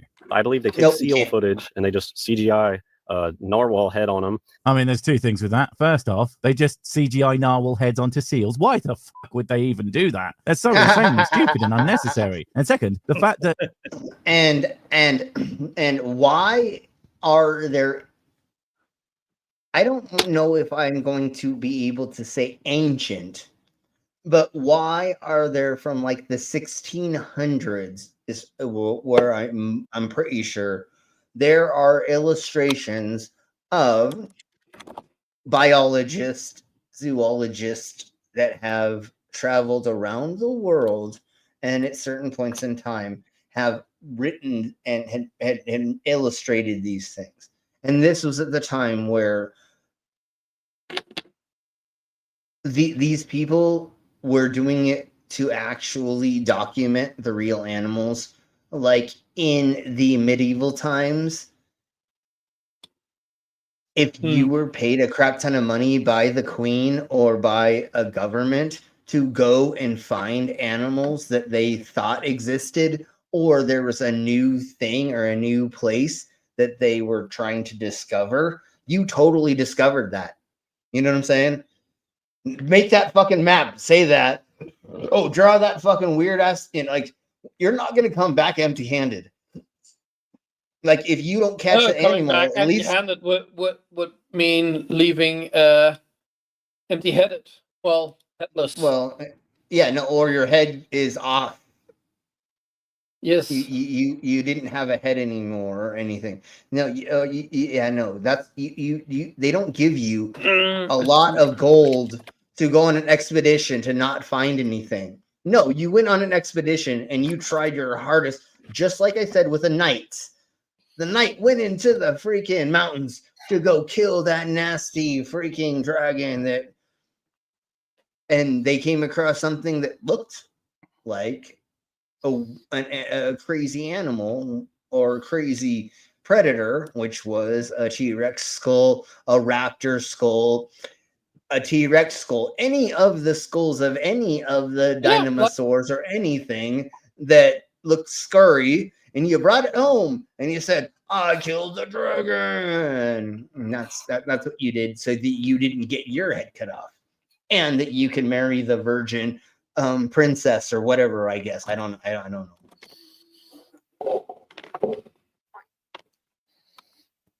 Although at that point she probably wasn't a virgin because of concubines. Is that the ones? What are the ones that they got their testicles cut off? But I have not a clue. Yeah, a lot of them still could get it up, even though they said they couldn't. So they were usually having sex with them, the princesses and the other things, and they just pretended to have a what's the anyways, it doesn't matter. Just crack on. Unbalanced weight with all that water, like how blue whales don't tend to exist on land for very long. Not that, of course, you believe in fucking whales. Those are actually Yeah, and he totally doesn't believe in whales. Okay, I just wanted to have him say that. Now let's crack on to hear him say more about how he doesn't believe in narwhals, but he believes in unicorns. It's just the same way that they make up stories and then they make a movie out of it and they go, this movie is based on real life. What the are you talking about? No, they don't. Yeah, what are you Movies based talking on true about? stories are, in fact, as a general rule, based on true stories. I mean, sure, they might not be entirely true to that thing that actually happened. I mean, Hollywood is notorious for its quote-unquote artistic license, making good guys out of bad guys and villains out of heroes. And the worst one of But even most stories, even fiction, science fiction, and other, there's a nugget of truth somewhere, way, shape, or form. Something had to happen for somebody to have that idea. And usually it is called firsthand experience, is normally where a writer will get inspiration to write something, especially somebody who's struggling to find something to write about. Something happens in front of them. Yeah, if something happens around them. He's a great writer and he's wrote about it. He's done a screenplay and people have said he sent it off and people say, yeah, we'll buy that. It's good. Yeah, there you go. That's an artistic license. And isn't that what being an artist is all about? Having them ideas and, making actually something come of it. What they're talking about is like having a story and then to make it more suitable, more interesting for people, just changing the shit out of it. That's why if you have somebody that makes a movie out of a book, it's never exactly the same as the book. Oh, I don't know. Look at the non-superheroes like Marvel, like the Punisher, and Daredevil. They weren't superheroes. They didn't have one was blind and he used his extra sense to it, and the Punisher just wouldn't die because you can't. You know what I mean? Yes. He just wouldn't so die. Are they anti-heroes? I don't know. But anyways. Probably anti-heroes. Yeah, I would say they're anti-heroes, but they're still heroes in their own way. Yeah, totally. All right, folks. Here's where we're gonna get out of here. It looks like most people have fallen asleep, I guess. Yeah, and I'm crashing. We basically lost everybody. Because you're rambling. Yes, it's totally yep. So let's crack on. We will see you all if Pip. Yeah, Pip's doing the stream tomorrow. We know. So then we'll see you all over there to play some games. So tomorrow, a couple hours before I start, we'll post the links in our Discord. Last D this post Pip's channel up on up inside chat. Yeah, well, you could do that. Last D's of tonight, and then you can go to bed, mate. Yes, and so let's do that real quick, and then we'll go ahead and get out of here. All hail! Thank you all very much for being here. I hope you had fun, Tank Girl. Thank you for hanging out during my stream. Hey, I'd like to hang out with you sometimes with more, but I hope you're enjoying your shower. Yeah, sometimes as long as I get exhausted after doing these. So everybody go there, and tomorrow we'll be playing some games and stuff and things. Get to hang out with an old black hole, a drunk old black hole, and we do fun things. An old Scottish black hole. And we love making fun of her. Woohoo! Yes. And it's really fun. And she takes it too. She does. And it's really fun saying words that she's like, what? And you're like, oh, you don't know what that means? Oh, here we go. You know, like, I do that to you. Yeah. I do that to you. It's fun. Yes, definitely. All right. Well, Tank Girl says she's going to shower and then go live soon. And if you want, post your channel. Wait, you're gonna link. go live in the shower? Ooh. I hope, but post the link to either the live stream or your channel. No, she'll only show her knees. That is. I got to see. I got to see a little bit more the other day. She showed me her elbows, I think. Oh shit! So thank you, Brainless. So everybody go to Tank Girls. Did you see her? See her? Did what? See her elbows? Did you see her ankles? Come your whack, dude.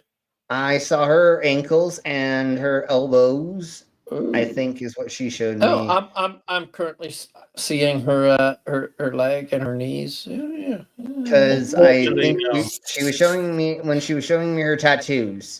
So I will try to make it Tank Girl. I'll probably be there for a little bit, but I am semi. Yeah, I'll at least turn it on. I'll at least turn it on. Everybody go over there, and we'll see you. Everybody, thank you very much for being here. If you have not, please like the stream. Make sure that you're subscribed and that you have bell notifications on. And we will see you tomorrow on Pip Stream, and then Monday we'll be doing. I don't know what we're gonna do yet. I think we're gonna take like 1 week of break. Now you're skipping the weekend. Are you skipping the weekend? Because I don't know. We'll see. There's probably gonna be a DSA stream. Yes, there'll be a DSA stream. And of course, Dave is probably gonna be doing Saturday night at the Atheist. So yes, exactly. Check that shit out. DSA 3 p.m. Saturday and Sunday, 3 p.m. Eastern time, I believe. Yeah, it's 8 p.m. here, 9 p.m. Brainless. So most likely in the Discord, you will see those links being posted. All right, folks, we got the fuck out of here because I'm exhausted. So we'll see you all later. Love you all. We'll get the fuck out of here. Bye. Thank you, everyone. Say bye. Bye. Thank you.